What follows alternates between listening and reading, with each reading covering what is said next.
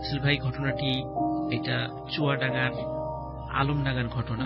আচ্ছা, যে এই ঘটনাটি শেয়ার করেছে সে রাজবাড়িতেই থাকে, আমার জেলা রাজবাড়িতে থাকে। তার মামার সঙ্গে ঘটে যায় ঘটনাটি আমি প্রথমে শুনে প্রথম দিকে বলতে চাই নাই, আমি প্রথমে বলেছিলাম যে এরকম ঘটনা আমি শুনবো না।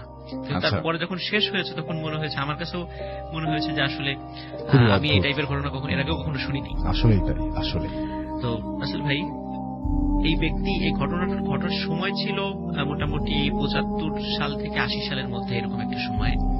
তো ওনার বাড়ি আলমডাঙ্গার একটা প্রত্যন্ত অঞ্চলে ছিলেন। তো উনি পেশায় ছিলেন একজন কসাই। আচ্ছা, কসাই এটা ওনার পেশা ছিল।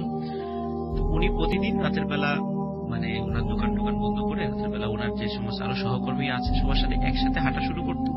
তো ওনার বাড়িটা ছিল গ্রামের একদম শেষের দিকে, ওনার সাথে আরো যারা ছিল তার আগের থেকে চলে যেত। উনি শেষে হয়তো ০.৫ কিলোমিটার হেঁটে ওনার বাড়িতে পৌঁছাতেন। তো রাস্তার দুধারে ওই সময় অনেক গাছগাছালি বা মানে জঙ্গল টঙ্গল ছিল আর কি। আর ওই সময় আসলে আরেকটা সমস্যা ছিল, ওই সময় ওই অঞ্চলে ব্যাপক ডাকাতির মানে প্রবণতা ছিল। মানে মানুষ এই কারণে অনেকে রাতের বেলা একা একা চলতো না, ডাকাত ধরতে পারে। এবং রাতের বেলা যারা বাসায় যারা ঘুমাতো তারাও হাতের কাছে লাঠি সোটা রেখে দিত যে কখন ডাকাত আসে, এরকম আক্রমণ হয়, এরকম সবাই একটা আতঙ্কে থাকতো ওই সময় আর কি। আর খুন খারাপি ওই সময় ওই এলাকায় বেশ একটা নিত্য নৈমিত্তিক ঘটনা হয়ে গিয়েছিল। আচ্ছা, তো উনি যখন অন্যান্য দিনের মতো ওনার সহকর্মীদের বিদায় দিয়ে, ওনার দোকানে আরো যারা কর্মচারী ছিল তাদেরকে বিদায় দিয়ে ওনার হাতে যে সমস্ত মানে গরু বা খাসি জবাই করার জন্য চাকু টাকু লাগে, তো এগুলো ওনার একটা ব্যাগে থাকে। তো ওটা নিয়ে উনি যখন ওনার বাড়ির দিকে যাচ্ছিলেন, হঠাৎ করে ওনার মনে হলো পাশের এই জঙ্গলের মধ্যে থেকে কেউ ওনার দিকে টর্চ মারছে আর টর্চের আলো দিয়ে কোনো কিছু সংকেত দিচ্ছে। আচ্ছা, তো ওই সময় কিন্তু রাসেল ভাই যে যারা ডাকাত অনেক দূর থেকে অন্য ডাকাত গ্রুপদেরকে এরকম টর্চ মেরে সংকেত দিত। তো উনি ওটা দেখে মনে করলেন যে তাকে হয়তো ডাকাত দলের কেউ ভেবেছে, এই মনে করে মানে তাকে সংকেত দিচ্ছে।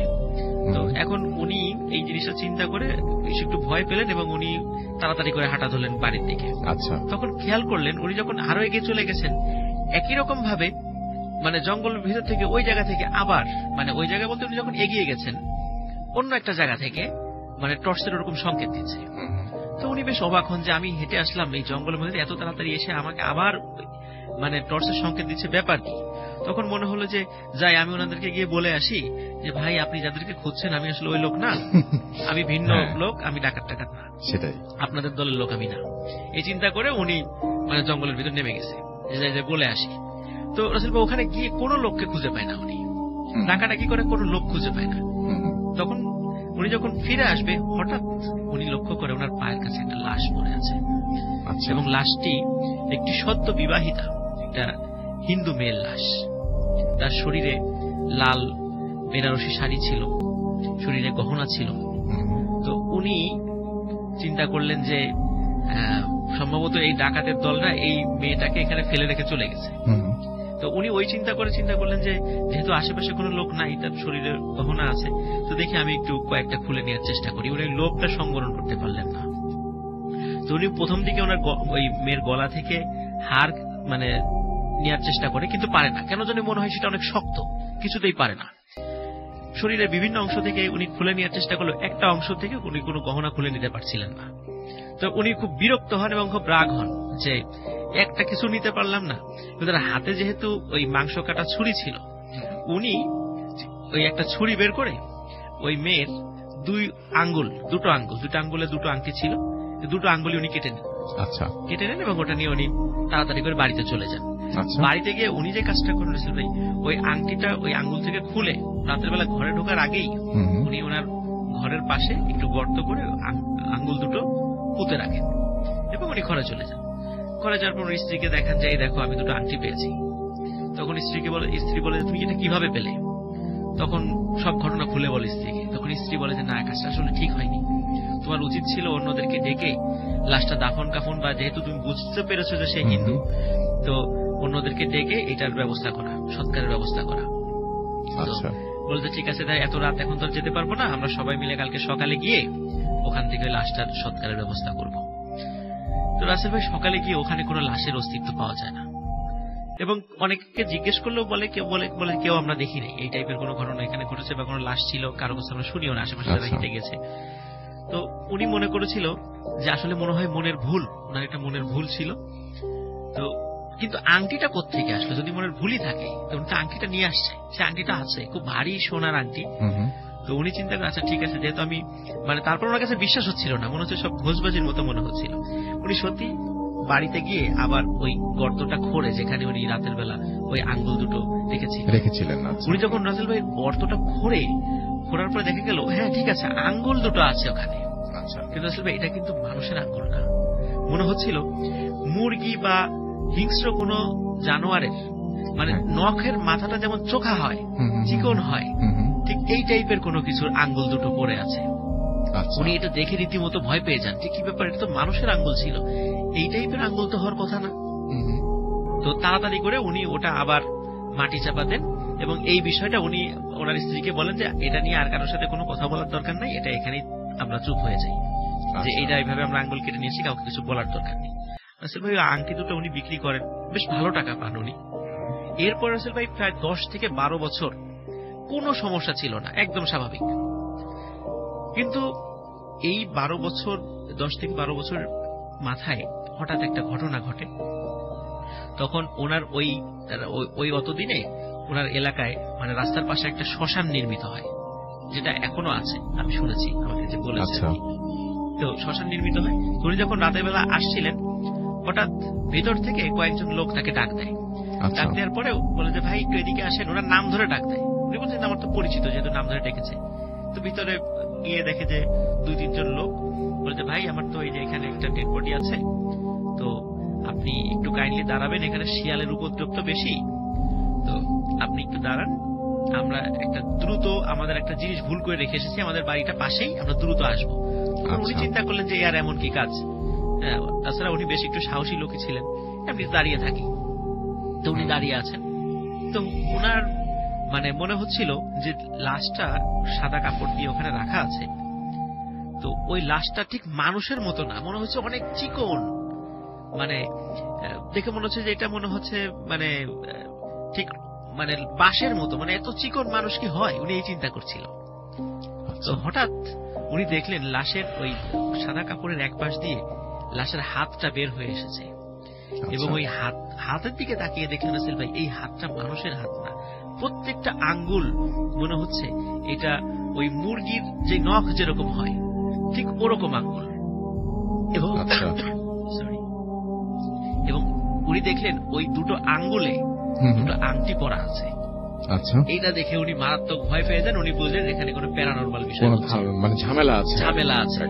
তো উনি ওখান থেকে জোরে একটা দৌড় দেন তার বাড়ির দিকে। আসলে ভাই বাড়ির দিকে দৌড় দেওয়ার সময় মানে ওনার বর্ণনা অনুযায়ী উনি বারবার শুনছিলেন ওনার পিছন থেকে, মানে একদম পিছন থেকে কেউ, ওই যেমন আমরা হিন্দুদের লাশ নিয়ে যাওয়ার সময় যখন শ্মশানে নিয়ে যায় তখন আমরা বলে যে মানে বলো হরি হরি বল, এই কথাগুলো কিন্তু ওরা বলতে থাকে। ওনার কাছে মনে হচ্ছিল ওনার পাশ থেকে কেউ বলছে বলো হরি হরি বল, এবং যত বলে উনি তত জোরে দৌড়ায়, আর মনে হচ্ছে ওনার একদম কানের কাছে সে কেউ বলছে যে বলো হরি হরি বল, এরকম বলছে। তো উনি বাড়িতে এসে অজ্ঞান হয়ে পড়ে যান রাসেল ভাই। পরের দিন সকালবেলা ওনার সাথে অদ্ভুত কিছু ব্যাপার করতে থাকে। ওনার হাতের নখগুলো মনে হচ্ছে আস্তে চোখা, চিকন এবং লম্বা হয়ে যাচ্ছে, এবং ওনার মাথায় জট হওয়া শুরু হয়। এবং রাসেল ভাই ওনার আচরণে অদ্ভুত কিছু পরিবর্তন আসতে থাকে। যেমন উনি মানে কিছু প্রাণীর মতো ডাকাডাকি করতেন, কখনো শিয়ালের মতো ডাকতেন, কখনো বিড়ালের মতো, কখনো কুকুরের মতো, কখনো মুরগির মতো ডাকতেন। তো এইটা যখন দেখলো সবাই গ্রামের লোকজন বলল যে ওনার তো বড় ধরনের জিনে ধরেছে, তাড়াতাড়ি একে ট্রিটমেন্ট করো, ওনার স্ত্রীকে বললেন। এখন যেই মানে যাকেই নিয়ে আসা হোক না কেন ওনার সামনে বসার সাথে সাথে ওই যে ওঝা বা যে হুজুরি আসুক ওনার সামনে বসার সাথে তো অজ্ঞান হয়ে পড়ে যায়, ওরা ঝাড়ফুঁকও করতে পারে না। এবং এমন একটা ভয়ঙ্কর অবস্থা যে শেষ পর্যন্ত ওনাকে শিকল দিয়ে বেঁধে রাখা হলো যাতে উনি কোনো মতে ছুটতে না পারে। আর শিকল দিয়ে বেঁধে রাখার পিছনে কারণ রাসেল ভাই প্রতি রাত্রে উনি ঘর থেকে বাইরে চলে যেতেন, এবং রাতের বেলা যখন লোকজন মানে রাস্তা দিয়ে হেঁটে যেত তখন লোকজন দেখতো কে যেন কোন একটা মানুষের মতো বড় বড় চুল-আলা 4 পায়ে হেঁটে যাচ্ছে। মানে আমরা যদি মানে ওই বিড়ালের মতো হাঁটি বা কুকুরের মতো হাঁটি যেরকম হয় এরকম হেঁটে যাচ্ছে, এবং কোনো মানুষকে ক্ষতি করতো না, কিন্তু মানুষের সামনে দিয়ে এরকম উনি হেঁটে যেত। কিন্তু যেই মানুষই ওই অবস্থা দেখতো ওনার সাংঘাতিক ভাবে ভয় পেয়ে সে মানে সেন্সলেস হয়ে যেত। তো গ্রামের লোকজন মানে বলল যে একে হয় মানে গ্রাম থেকে বিতাড়ন মানে বিতাড়িত করতে হবে, নাহলে এটাকে শিকল দিয়ে বেঁধে রাখতে হবে। সে রাতের বেলা বাড়ি মানে ঘর থেকে বের হয়ে মানুষকে ভয় দেখায়। তো এটা একটা ব্যাপক সমস্যার সৃষ্টি হয়ে গেল পুরো গ্রামে, এবং তার নিয়ে একটা আতঙ্ক সৃষ্টি হয়ে গেল যে রাতের বেলা এখন মানুষ বাসা থেকে বের হতে ভয় পায়, যে ওই পাগলটাকে যদি দেখি যে হামাগুড়ি দিয়ে হেঁটে আসছে, দেখলে অজ্ঞান হয়ে যাবে ভয়ে। তার চেহারাটাও রাসূল ভাই বিকৃত হয়ে গেছিল। তো এমন অবস্থায় ওনার স্ত্রী একজন ইমাম সাহেবের শরণাপন্ন হন যে কি করা যায় এই সমস্যাটা নিয়ে। তখন ইমাম সাহেব বলে যে আসলে ওনার যে সমস্যা, এটা তো মানে খুব বড় মাপের কোনো বুজুর্গ ব্যক্তির কাছে যাওয়া ছাড়া এটা সমস্যার সমাধান করার কোনো উপায় নাই। তো উনি মানে কুষ্টিয়ার পোড়াদা নামক একটা জায়গা আছে, তো ওইখানে পোড়াদা থেকে ভেড়া মারার মাঝামাঝি একটা জায়গা আছে, এটার নাম আমার যতদূর মনে পড়ছে মিরপুর। হ্যাঁ, মিরপুর। তো মিরপুরে একটা মাদ্রাসা, একটা হুজুরের সন্ধান দেন। তো ওইখানে গিয়ে বলে যে ওই হুজুরের কাছে খুব মানে ভালো করে বিষয়টা বুঝিয়ে বললে উনি যদি রাজি হন তাহলে এই সমস্যাটার সমাধান করা যেতে পারে। তো উনি সত্যি ওনার স্ত্রী ওই মিরপুরে গিয়ে ওই হুজুরের সাথে দেখা করেন। তো হুজুর সব শুনে বললেন যে আসলে এই সমস্যাটার সমাধান কোনো মতেই করা সম্ভব নয়, এটা আমাদের সমস্যার সমাধানের বাইরে। এই সমস্যা আল্লাহ তাআলার যদি ইচ্ছা থাকে তাহলে এই সমস্যাটা জিন ঘটিত, এবং এটা জিনেরাই এটা সমাধান করতে পারবে। এটা আমরা এটা সমাধান করতে পারবো না, কারণ এমন একটা প্রবলেম যে ওই জিনেদের সাথে নেগোসিয়েশন করতে হবে, যেটা আমরা বললে ওই জিনরা মানবে না। এখন উনি বেশি কথা বলেন না যে কিভাবে কি হয়েছে না হয়েছে, বেশি কথা বলেন নাই। তখন শুধু একটা পরামর্শ দেন, একটা নির্দিষ্ট ডেট দেন, পূর্ণিমার একটা রাত, যে আপনি ওই দিন আসবেন, আপনার স্বামীকে নিয়ে আসবেন, এবং আপনারা বাড়ির ওখানে এই যে আঙ্গুল দুটো পুঁতে রেখেছিলেন ওই আঙ্গুল দুটো নিয়ে আসবেন। এই পরামর্শ দেয় ওই হুজুর। তো সত্যি ওনারা ওই নিয়ে আসে, এবং ওনাকেও শিকল দিয়ে বেঁধে আনা হয় ওই বাড়িতে। নিয়ে আসার পরে তখন ওনার স্ত্রীকে বলা হয় যে আমি যখন রাতের বেলা বলবো তখন বাসার বাইরে গিয়ে আপনি দাঁড়াবেন, দেখবেন যে একটা পালকিতে চড়ে কিছু লোক আসছে, আপনার সামনে দিয়ে যাওয়া মাত্র আপনি খুব সুন্দর করে তাকে একটা সালাম দিবেন। সালাম দেওয়ার পরে ওনারা যেভাবে যেভাবে বলে আপনি সেভাবেই করবেন। তখন সত্যি উনি রাতের বেলা যখন ওই হুজুর ওই মহিলাকে বলে যে আপনি এখন যান, তখন ওই মহিলা গিয়ে রাস্তার পাশে দাঁড়ায়, মানে ওই লোকের হাজবেন্ড, মানে ওই লোকের স্ত্রী আর কি, যে কসাইয়ের স্ত্রী। তো উনি রাস্তায় গিয়ে দাঁড়ান, দেখেন সত্যি পালকিতে চড়ে একজন লোক আসে, এবং পালকিতে 4 জন বেহারাও আছে। তো যখন ওর পাশে আসে উনি খুব সুন্দর করে একটা সালাম দেন। সালাম দেওয়ার সাথে সাথে ভিতর থেকে একটা কথা আসে যে মা ওই আঙ্গুলগুলো আমাকে দিয়ে যাও। ওই যে ওই আঙ্গুলগুলো যেগুলো তিনি তুলেছিলেন, পালকির ভিতর থেকে একটা কথা আসে। তখন উনি সাহস করে সামনে যান এবং মানে হাতটা বাড়িয়ে দেন যে ওই আঙ্গুল দুটো। তখন উনি মানে ওই ওনার হাত থেকে আঙ্গুল দুটো নিয়ে দেন, কিন্তু ওনার চেহারা দেখায় নাই, ওই মানে পালকির মধ্যে থেকেই কে আছে ভিতরে চেহারা দেখায় নাই। তখন বলল যে মা এই টাইপের কাজ কখনো করো না। এটা কি পুরুষ কণ্ঠ ছিল না? পুরুষ কণ্ঠ ছিল। মা এই টাইপের কাজ আর কখনো তোমরা করো না, কারণ মানুষ লোভের বশবর্তী হয়ে কখনো কখনো এমন কাজ করে ফেলে যেটা মানুষের সাধ্যের মানে অসাধ্য হয়ে যায় সেটা সমাধান করা, এবং সেটা আমাদের পক্ষেও মানে সেটা কঠিন হয়ে যায়। কারণ মানুষের সাথে মানে জিনদের যে বিষয়গুলো, জিনেরা সাধারণত রাসূল ভাই একরোখা হয়, ওরা কখনো একটা বিষয় যদি কখনো সিদ্ধান্ত নিয়ে বসে থাকে ওদেরকে ওই সিদ্ধান্ত থেকে কখনো পিছু হটানো যায় না। তখন বলল যে তোমার স্বামী যেই মেয়েটার আঙ্গুল কেটে নিয়ে এসেছিল, আসলে ওই মেয়েটা মানে সদ্য বিবাহিত একটা মেয়ে ছিল, এবং ওই যে যেই আংটিগুলো তোমরা দেখেছিলে, যে ওই আংটি এবং তার যে গহনাগুলো, ওই মেয়েটা একটা দরিদ্র একটা মানে গোয়ালার মেয়ে ছিল। মানে তার বাবা তার বাড়ির যেই মানে যত সম্পত্তি ছিল সব বিক্রি করে মানে যে সামান্য সম্পত্তি দিয়েছিল। তখন রাতের বেলা যখন ওই শ্বশুর বাড়িতে যাচ্ছিল তখন ডাকাতদের আক্রমণে নিহত হয়, তার স্বামীকেও মেরে ফেলে এবং ওই মেয়েটাকেও মেরে ওখানে ফেলে রাখে। কিন্তু ওই মেয়েটার সাথে কিছু ভালো জিন ছিল, যার কারণে ওর শরীর থেকে কোনো অংশ মানে কোনো গহনা ওই ডাকাতদেরকে খুলতে দেয়নি। ডাকাতদেরকে ভয় দেখে জিনরা মানে তাড়িয়ে দিয়েছে। কিন্তু তোমার স্বামী ওখানে এসে লোভের বশবর্তী হয়ে যখন কোনো কিছুই খুলতে পারে নাই, তখন ওই আঙ্গুল দুটো কেটে নিয়ে যায়, যেটা ওই জিনেরা পছন্দ করে নাই। কিন্তু তোমার স্বামী অতটা লোভী নয়, যখন জিনেরা বুঝলো তখন মানে তারা কোনো ক্ষতি করেনি। কিন্তু পরবর্তীতে তোমার স্বামীর ব্যবসা বাণিজ্যে অনেক মানে মানে বেশ ভেজাল দেওয়া শুরু করলো, মানুষকে ঠকানো শুরু করলো। তখন ওই জিনেরা প্রতিশোধ নেওয়ার জন্য তারা আবার তোমার স্বামীর উপরে অ্যাটাক করে। তো তোমরা আর কখনো লোভ করো না, এই ধরনের কোনো লোভের বশবর্তী হয়ে না। তখন রাসূল ভাই ওই আঙ্গুল দুটো উনি নিয়ে যান, এবং আস্তে আস্তে উনি সুস্থ হয়ে যান। উনি রাসেল ভাই কিন্তু অনেকদিন জীবিত ছিলেন ওই কসাই, অনেক সুস্থ হবে। ওনার সন্তান এখনো আছে, ওনার আত্মীয় স্বজনও এখনো আছে, ওনার স্ত্রীও এখনো জীবিত আছেন। এই ঘটনাটা ওই এলাকায় অনেক প্রচুর অতিথির কাছে। এবং আমি যখন অফ এয়ারে তার কাছে এই ঘটনাটি শুনছিলাম তখন আমার নিজেরই গায়ে কাটা দিচ্ছিল। আমরা অনেক সময় অনেক এক্সপেরিমেন্ট করি, যে সমস্ত আমাদের অনেক নিষিদ্ধ জিনিসের প্রতি আকর্ষণ থাকে, বিশেষ করে আমরা যদি বলি যে ব্ল্যাক ম্যাজিক, এই সমস্ত জিনিসের উপরে আমাদের অনেক আকর্ষণ থাকে, আমাদের আগ্রহ থাকে, অনেকের কথা বলছি, ঘাটাঘাটি করি এবং এক সময় নিজের অজান্তে কখন যেন নিজেকে জড়িয়ে ফেলি, তখন আর ফেরার কোনো পথ থাকে না।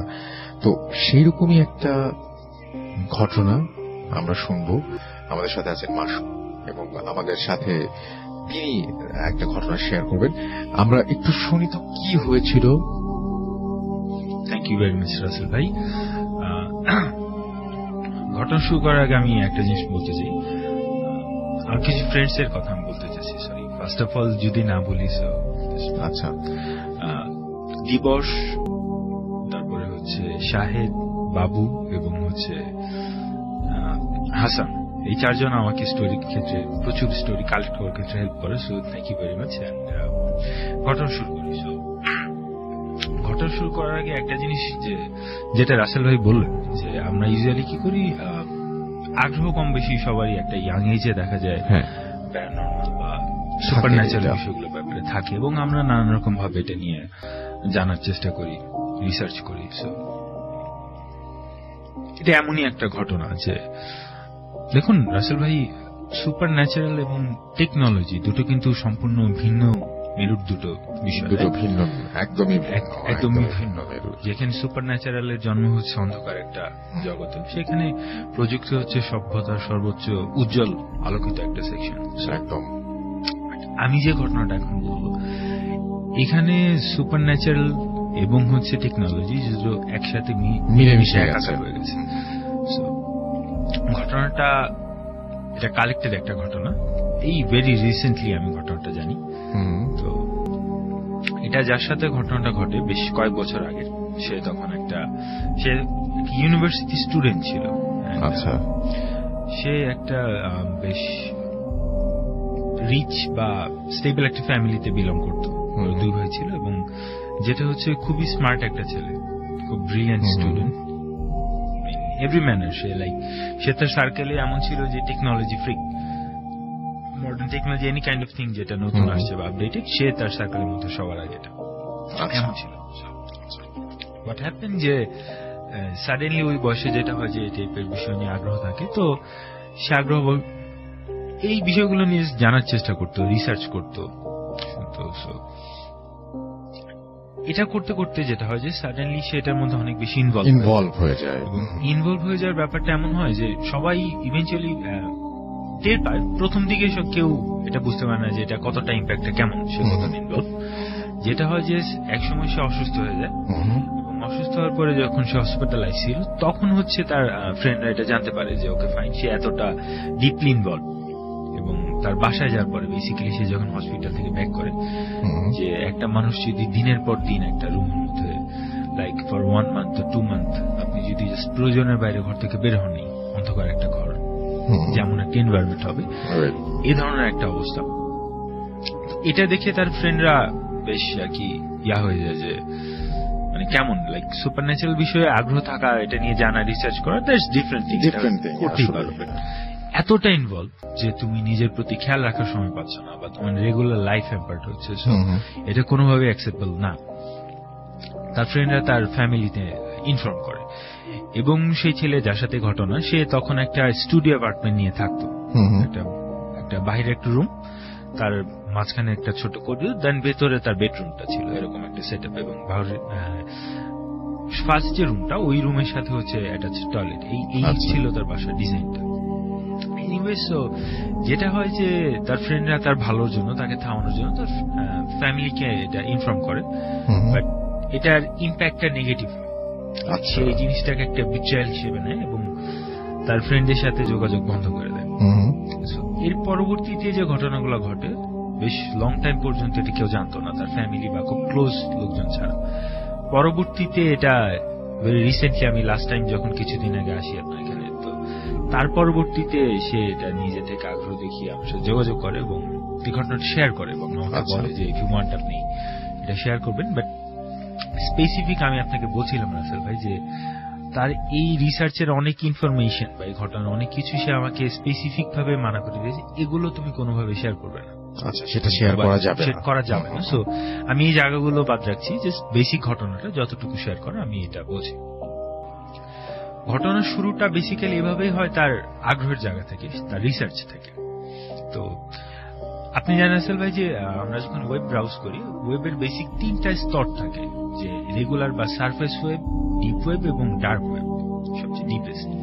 এবং আমরা 73% আই গেস, আমার একটা ভুল হতে পারে, যে সারফেস ওয়েবে পাই, বাকি পুরো ব্যাপারটা থেকে ডিপ ওয়েব এবং ডার্ক ওয়েবে।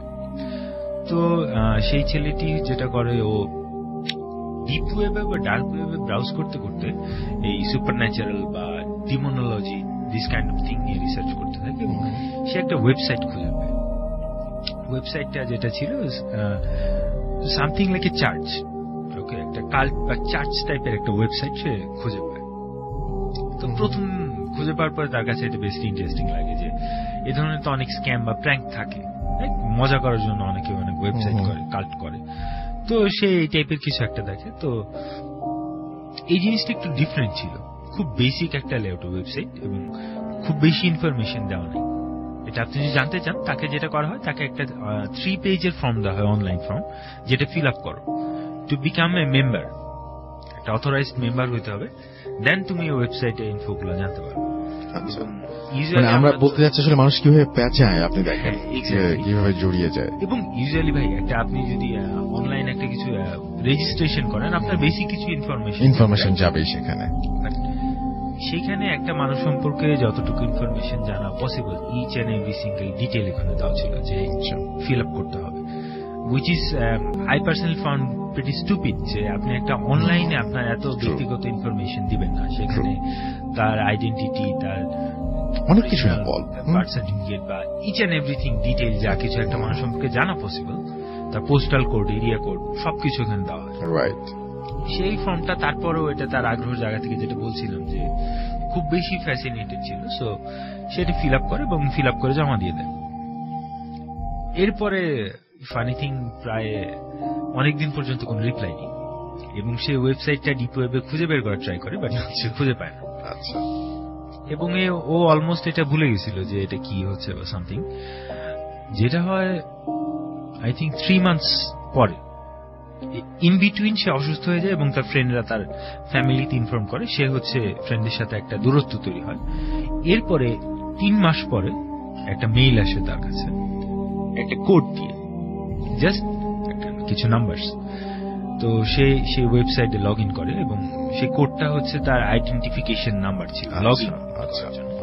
মানে অলরেডি এতক্ষণ উনি ঢুকে পড়েছেন এবং 3 মান্থসটা ছিল রাসেল ভাই, এটা খুবই ইম্পর্টেন্ট, আপনি ইন্টারেস্টিং খেয়াল করেন যে 3 মান্থস টাইমটা বেসিক্যালি ফর ভেরিফিকেশন। তার যে ইনফরমেশন গুলো নিছে সেই ওয়েবসাইট থেকে 3 মান্থস ভেরিফাই করা হয়েছে, দেন তাকে মেম্বারশিপ দেওয়া হয়েছে ইচ এন্ড এভরিথিং চেক করার পরে।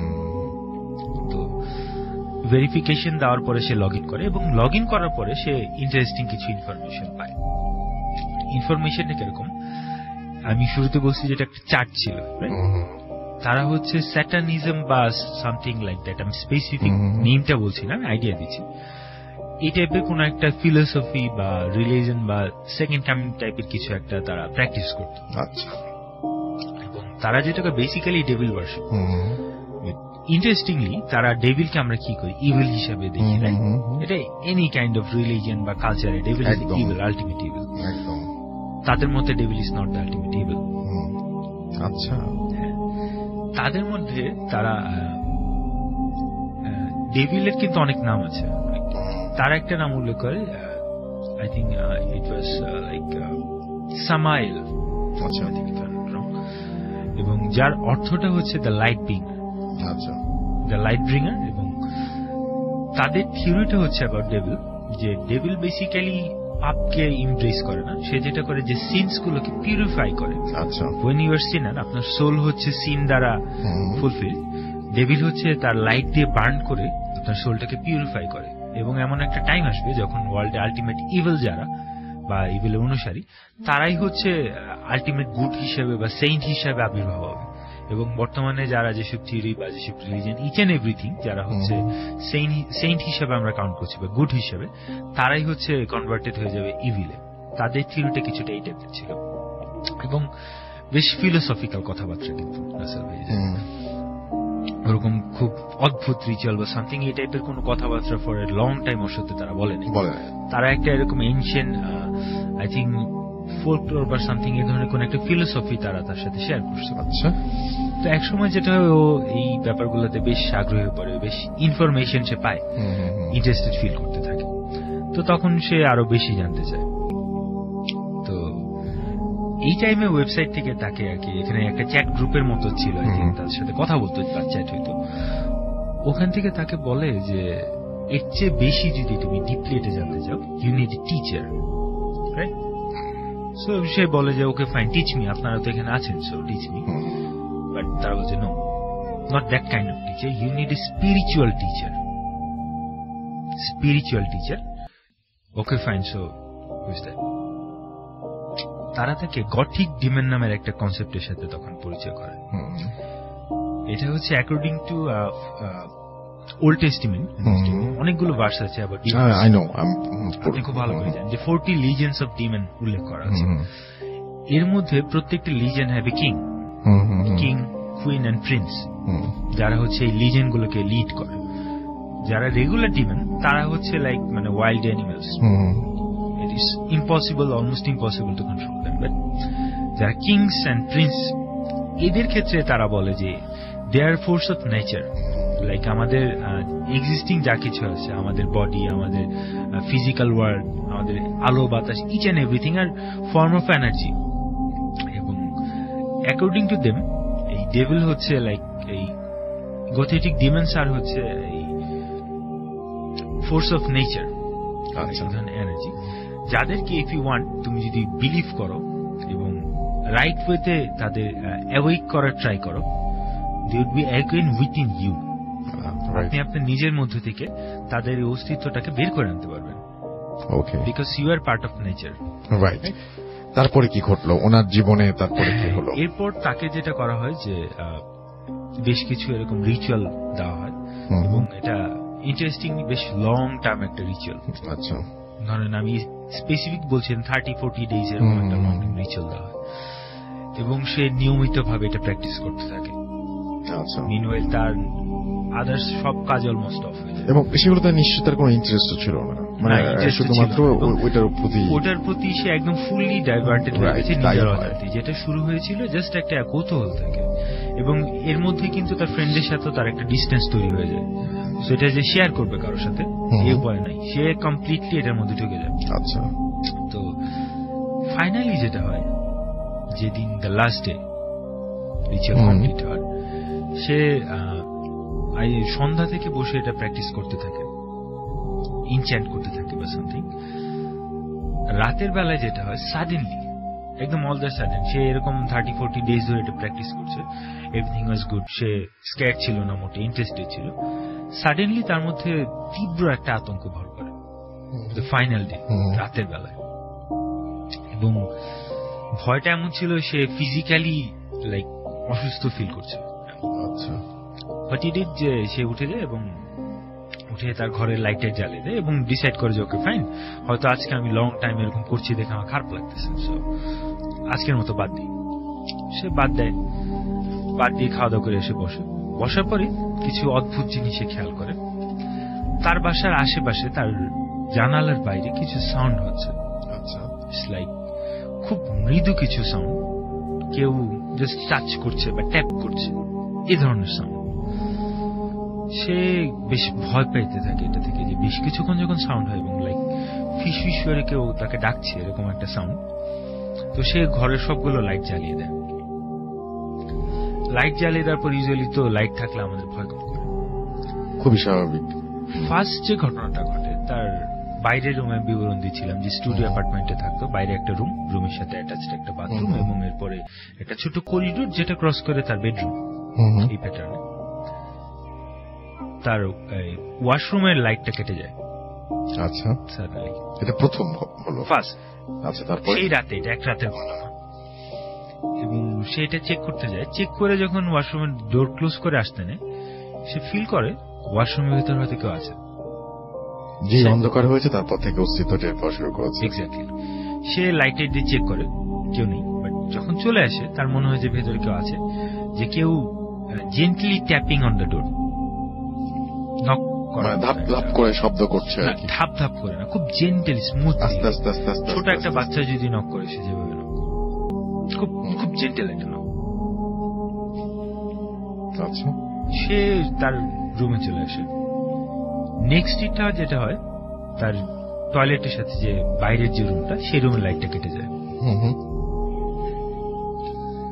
এইবার হি রিয়েলি গেট স্কেয়ার্ড, এবং এখন যেটা হয়, সে বাইরে কিছু হুটপুট সাউন্ড শুনতে পায়, লাইক হামাগুড়ি দিয়ে বাচ্চারা হাঁটার সময় যেরকম একটা ছোট্ট সাউন্ড হয় না, এমন একটা সাউন্ড। এবং হুইচ ইজ উইয়ার্ড, ধরেন একটা বাচ্চা আপনার পাশের রুমে হামাগুড়ি দিচ্ছে, আপনি সাউন্ডটা পাবেন যে ফ্লোরে, সারফেসে, সে সাউন্ডটা পেতে থাকে ছাদে। ছাদে বলতে তার উপরের ফ্লোরে না, তার সিলিং এ, লাইক যেখান থেকে ফ্যানটা ঝুলছে। আচ্ছা, একদম সিলিং এর মধ্যে, exactly, like upside down. Right, আমি বুঝতে পেরেছি। ফ্লোরে না হেঁটে ছাদে হাঁটছে, এমন একটা সাউন্ড। আপসাইড ডাউন মানে মাথা নিচে পা ওপরে, মানে তার মানে হচ্ছে পাটা ছাদের সাথে লাগিয়ে কেউ হাঁটছে, ঘরের ছাদের সাথে হাঁটে। এটা বড় কেউ হাঁটছে এরকম না, ছোট কোনো বাচ্চা হাঁটলে থপ থপ থপ আস্তে আস্তে করে যেরকম সাউন্ড হবে, এরকম চার হাত পায়, মানে যার সাথে আসলে গ্র্যাভিটি কোনো সম্পর্ক নাই, গ্র্যাভিটি কাজ করছে না, সে যে কোনো সময় দেয়ালে যেভাবে হাঁটলে মানুষ, বা দেয়ালে উঠতে উঠতে ছাদে উঠে গেছে, এরকম একটা ব্যাপার। Exactly, exactly. এন্ড যেটা হয়, এই সাউন্ডটা তার টয়লেটের ওখান থেকে ঘুরে ঘুরে ঘুরে ঘুরে তার করিডোর এখান থেকে আসছে, ঘোরাঘুরি করছে। এই হাঁটার সাউন্ড এবং একই সাথে ছোট বাচ্চারা অনেক সন্তুষ্ট করে হাসে, এই ধরনের সাউন্ড এবং ফিস ফিস করে তাকে ডাকার সাউন্ড, সেটা ফিল করতে থাকে। এরপর যেটা হয়, তার করিডোর লাইটটা অফ হয়ে যায়। করিডোর লাইটটা অফ হওয়ার পরে তার রুমের দরজা খোলা, তার বাইরে অন্ধকার। এই পর্যন্ত 3টা লাইট ছিল, 3টা লাইট কেটে গেছে, একটার পর একটা। ওকে, এবং একই দিনে, একই রাতে, এটা কয়েক ঘন্টার মধ্যে ঘটছে। এখন সে ফিল করতে পারে তার দরজার বাইরে ছাদের ওখানে কেউ একজন আছে। আচ্ছা, কোন একটা ছোট বাচ্চা এসে ফুটফুটি করছে বা হামাগুড়ি দিচ্ছে। That moment totally freaked out, দিক বিদিক শূন্য একটা অবস্থা। সে তখন তার যদি রুম থেকে বের হতে হয়, তার সে অন্ধকার করিডোর তারপরে অন্ধকার রুম পাস করে দেন বের হতে হবে। সে যেটা করে, যে সে টেকনোফ্রিক ছিল, সে ইউটিউবে আয়োজন করছে তার ভয়টা দূর করার জন্য, এবং এভাবে সে নানাভাবে এই মোমবাতি জ্বালিয়ে, তার যেরকম মোমবাতি ছিল, সে তার যেটা ছিল, সে যেটা বলে, সে একটা রিচুয়াল করার জন্য তাকে একটা পেন্টাগ্রাম টাইপের কিছু একটা সিম্বল দেওয়া হয়। ইচ এন্ড এভরি তাদের নিজস্ব সিম্বল, সেই সিজেলটা নিয়ে হচ্ছে তার ইয়া করতে হয়। সেই সিজেলটা ছিঁড়ে ফেলে, পুড়িয়ে ফেলে। এবার যেটা সিজেল পুড়ে ফেলার পরে সাউন্ড আরো বেড়ে যায় এবং তার রুমের লাইটটা ডিস্টার্ব করা শুরু করে। আচ্ছা, এটাও কেটে যাবে। তীব্র আতঙ্কে সে টাইম পাস করতে থাকে। যেটা হয় যে রাত শেষের দিকে সকাল হয়ে যায়, ফজরের আজান দেয় এবং দিনের আলো ফুটতে থাকে। জাস্ট সে কোনোভাবে কিছুক্ষণ ওয়েট করে। সকাল হতে হতে লাইটটা খুবই খারাপ অবস্থা, লাইটটা কাটবে এমন একটা কন্ডিশন। জাস্ট কিছুটা আলো হওয়ার সাথে সাথে সে যেটা করে দৌড়ে রুম থেকে বেরিয়ে যায়। সবচেয়ে ভালো বুদ্ধি এটা, সবচেয়ে ভালো বুদ্ধি। দেন সে বেরিয়ে যাওয়ার পরে তার ফ্রেন্ডের সাথে দেখা করে, প্রতিবেশীদের ওখানে যায় বা নিজের বাড়ির ফ্রেন্ডের সাথে। সে দুপুরবেলা ঘরে ফিরে আসে। সে মনে করে ওকে ফাইন, আমি হয়তো অনেক টাইম এটা দেওয়ার ফলে আমি হ্যালোসিনেট করছিলাম। সে ঘরে আসার পরে যেটা দেখে, তার সিলিং এ ছোট বাচ্চাদের হাত পাইছে। আচ্ছা, হোয়াইট কালার সিলিং ছাদে। এটা দেখার পরে সে যেটা করে, সে তাৎক্ষণিক ভাবে ওখান থেকে চলে যায়, এরপর থেকে সেগুলো কোনো কিছু প্র্যাকটিস করে। এই ইভেন্টটা এই জিনিসটা তাকে ফলো করতে থাকে। তার পরবর্তীতে একটা ইম্প্যাক্ট আমি ডিটেল করবো না, জাস্ট ইম্প্যাক্টে যেটা হয় তার পড়াশোনা ওই জায়গায় বন্ধ হয়ে যায়, সে কন্টিনিউ করতে পারে। তার একই সাথে রিলিজিয়াসলি ট্রিটমেন্ট চলতে থাকে এবং একই সাথে হচ্ছে সাইকোলজিক্যাল ট্রিটমেন্ট চলতে থাকে। মানে ডাক্তারের কাছেও গেছেন এবং বুজুর্গদের কাছেও গেছেন। প্রায় 1.5-2 বছরের মতো ট্রিটমেন্ট করার পরে সে একটা স্টেবল কন্ডিশনে আসে এবং এখন তার সাথে এটা হয় না ফর এ লং টাইম। এই ধরনের এখন হিজ গুড, হিজ স্টেবল এবং সে এখন বেশ ভালো আছে, সে বেশ স্বাভাবিক একটা অবস্থা আছে, তার এখন এই প্রবলেমগুলো হচ্ছে না। তার মধ্যে আমি যেটা খেয়াল করেছি, এই আতঙ্কটা এখনো তার মধ্যে কাজ করছে। প্রায় 1.5 থেকে 2 বছর আছে, লং টাইম। বন্ধু বান্ধব থেকেও দূরে ছিল, সবার থেকে দূরে ছিল এই টাইমটা। এবং তার কাছে এটা একটা একই সাথে লজ্জা এবং ভয়ের বিষয়, সেটা কারোর সাথে শেয়ার করতে পারেনি। এই ঘটনাটা যে সিগনিফিকেন্স আছে, আমরা সবাই এগুলো নিয়ে আগ্রহ থাকে, বিশ্বাস করি অবিশ্বাস করি, ট্রাই করতে যাওয়া, এটা আমি বলবো যে আমাদের অনেকে ইয়াং এজে এটা সবারই, টু বি অনেস্ট আমার নিজের ছিল। ওনার যেটা হয় যে চেন্নাইতে পড়াশোনা করার কারণে তো ওইখানকার একটা ঘটনা উনি আমার সাথে শেয়ার করেন। তো ঘটনাটা হচ্ছে মেইনলি অনেকেই হয়তো শুনে থাকবেন, চেন্নাই টু পন্ডিচেরি যে রোডটা, মানে হাইওয়ে রোডটা, মানে যেটা ওয়েস্ট বেঙ্গলকে চেন্নাইয়ের সাথে সংযুক্ত করেছে, মানে দক্ষিণ ভারতের সাথে। তো সেই রোডটার একটা ঘটনা উনি আমাকে বলেন। তো ওনাদের একটা সময় যেটা হয়েছে গত বছরের দিকে, এটা 2016-এর ডিসেম্বরের দিকের ঘটনা, ঠিক 1 বছর আগে, তখন মোটামুটি ভালো ঠান্ডা ওই চেন্নাইতে।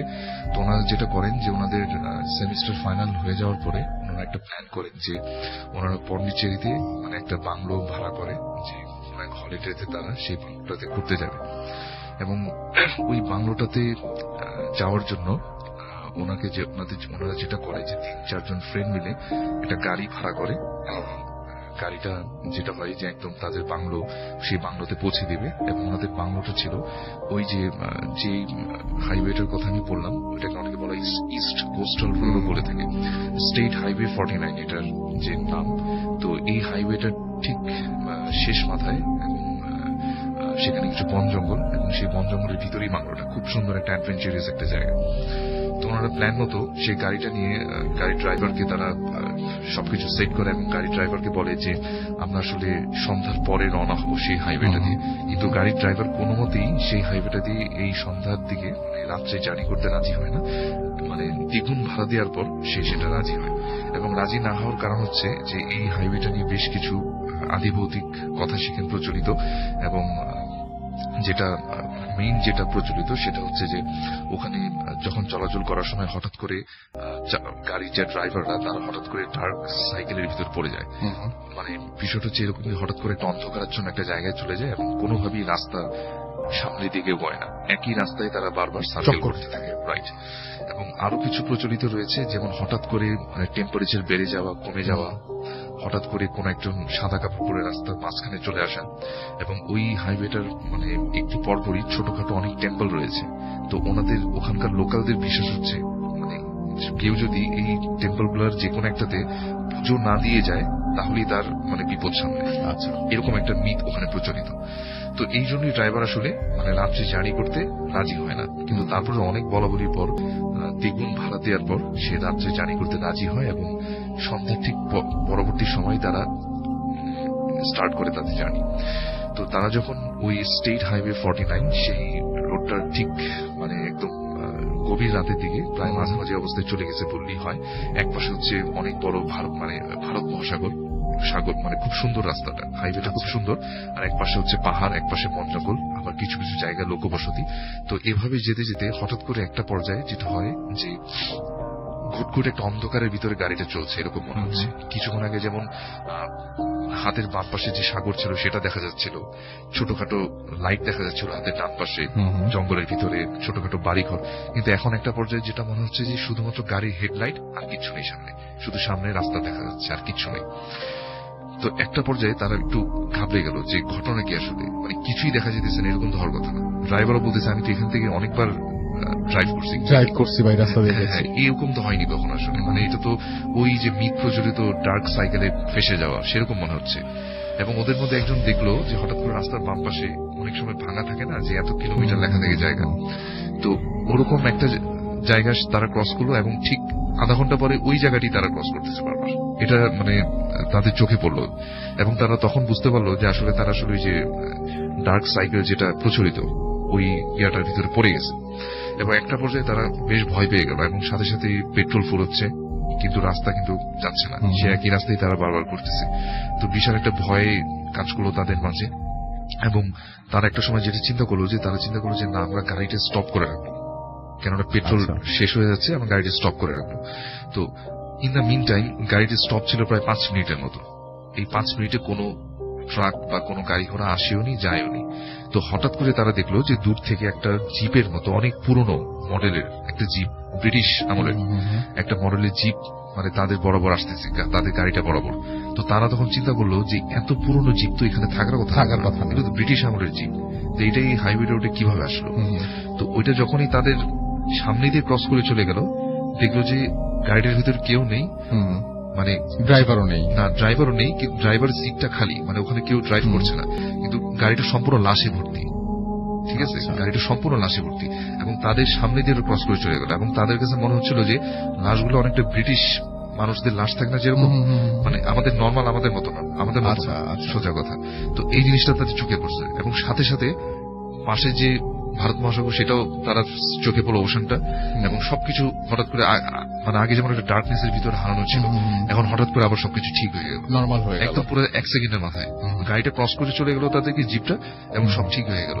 তারপর তার আস্তে আস্তে সামনের দিকে আবার গেল। আচ্ছা, মেনলি ভাই এটাই ছিল ঘটনা, শর্টকাটই বললাম। না কোনো সমস্যা নাই। আচ্ছা, এইটাই ছিল ঘটনা। এখন ওই ড্রাইভারটাকে তারা অনেক প্রশ্ন করলো যে এটা কি দেখলাম আসলে। তারা 4 জন মিলে একই সাথে একই জিনিস দেখলো। তো তখন সে বললো যে আমি তো আপনাদের বলছি আগে যে এই ধরনের রোডগুলোতে মানে আমরা কখনোই রাতে কোনো ফিট নেই না, তো এই জন্যই বলছিলাম যে সকালে যেতে, কেননা কখন এই ঘটনা ঘটে যায় এটা আসলে বলা যায় বলতে পারে না, রাইট। এবং তারা যেটা ধারণা করে যেটা হয়তো কোনো ইংলিশ ওই সময়কার ওই সময়ের কোন একটা ঘটনার প্রেক্ষিতেই এই ঘটনা এখনো ঘটে যাচ্ছে, রাইট। এবং তারা আমাকে যেটা ভাইয়া বলে, উনি ওই শুরু করছে আমাকে যেটা বলেন যে তারা যখন ব্যাক করবে তারা ওই হাইওয়েটা দেওয়ার ব্যাক করেনি, দিনের বেলাও ব্যাক করেনি, রাতে তো প্রশ্নই আসে না।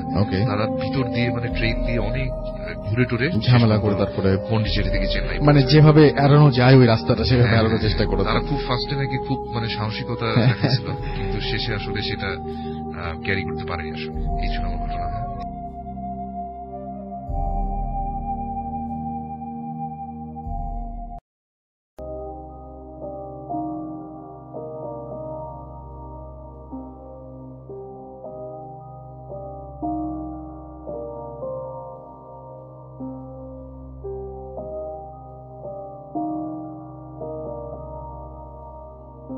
অস্ট্রেলিয়া থেকে বলছি, অস্ট্রেলিয়া সিডনি থেকে।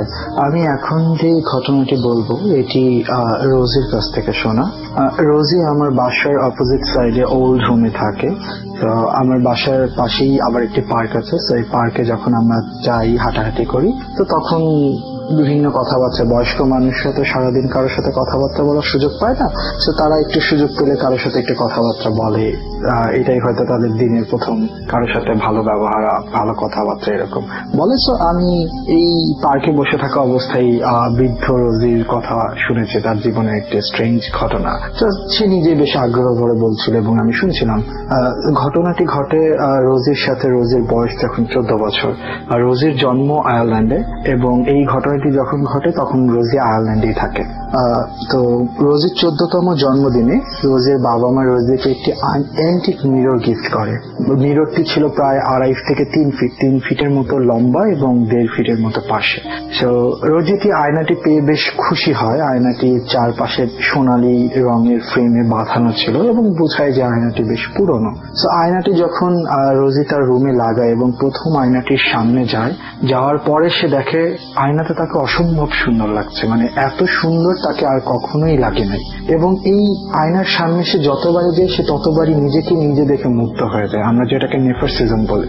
তো রোজির ওরকম নেফারসিজম হয়ে যায়, সে যতবারই আয়নার সামনে যাচ্ছে ততবারই তাকে এত সুন্দর লাগছে, তো সে রীতিমতো প্রেমে পড়ে যাচ্ছে তার নিজের, মানে নিজেকে নিয়ে সে মুগ্ধ হয়ে যাচ্ছে।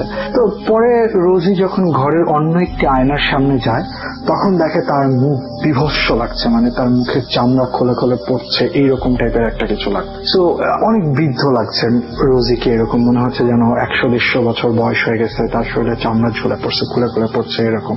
তো রোজি বেশ ভয় পেয়ে যায় এবং সে সাথে সাথে দৌড়ে আবার ওই আয়নার সামনে যায়, দেখে যে না, সে আয়নাতে তাকে অসম্ভব সুন্দর লাগছে। তো যাই হোক, রোজি কোনো রীতিমতো ভয় পেয়ে ওই দিন রাতে সে ঘুমোতে চলে যায়। আয়নাটি তার রুমেই লাগানো থাকে। তো হঠাৎ করে একদিন রাতে, ওই দিন রাতে তার ঘুম ভেঙে যায় এবং ঘুম ভাঙার সাথে সাথে সে শুনতে পারে তাকে বেশ সুরেলা একটা কণ্ঠে ডাকছে, রোজি রোজি কাম হিয়ার, এরকম টাইপের বেশ গান গেয়ে গেয়ে ডাকছে।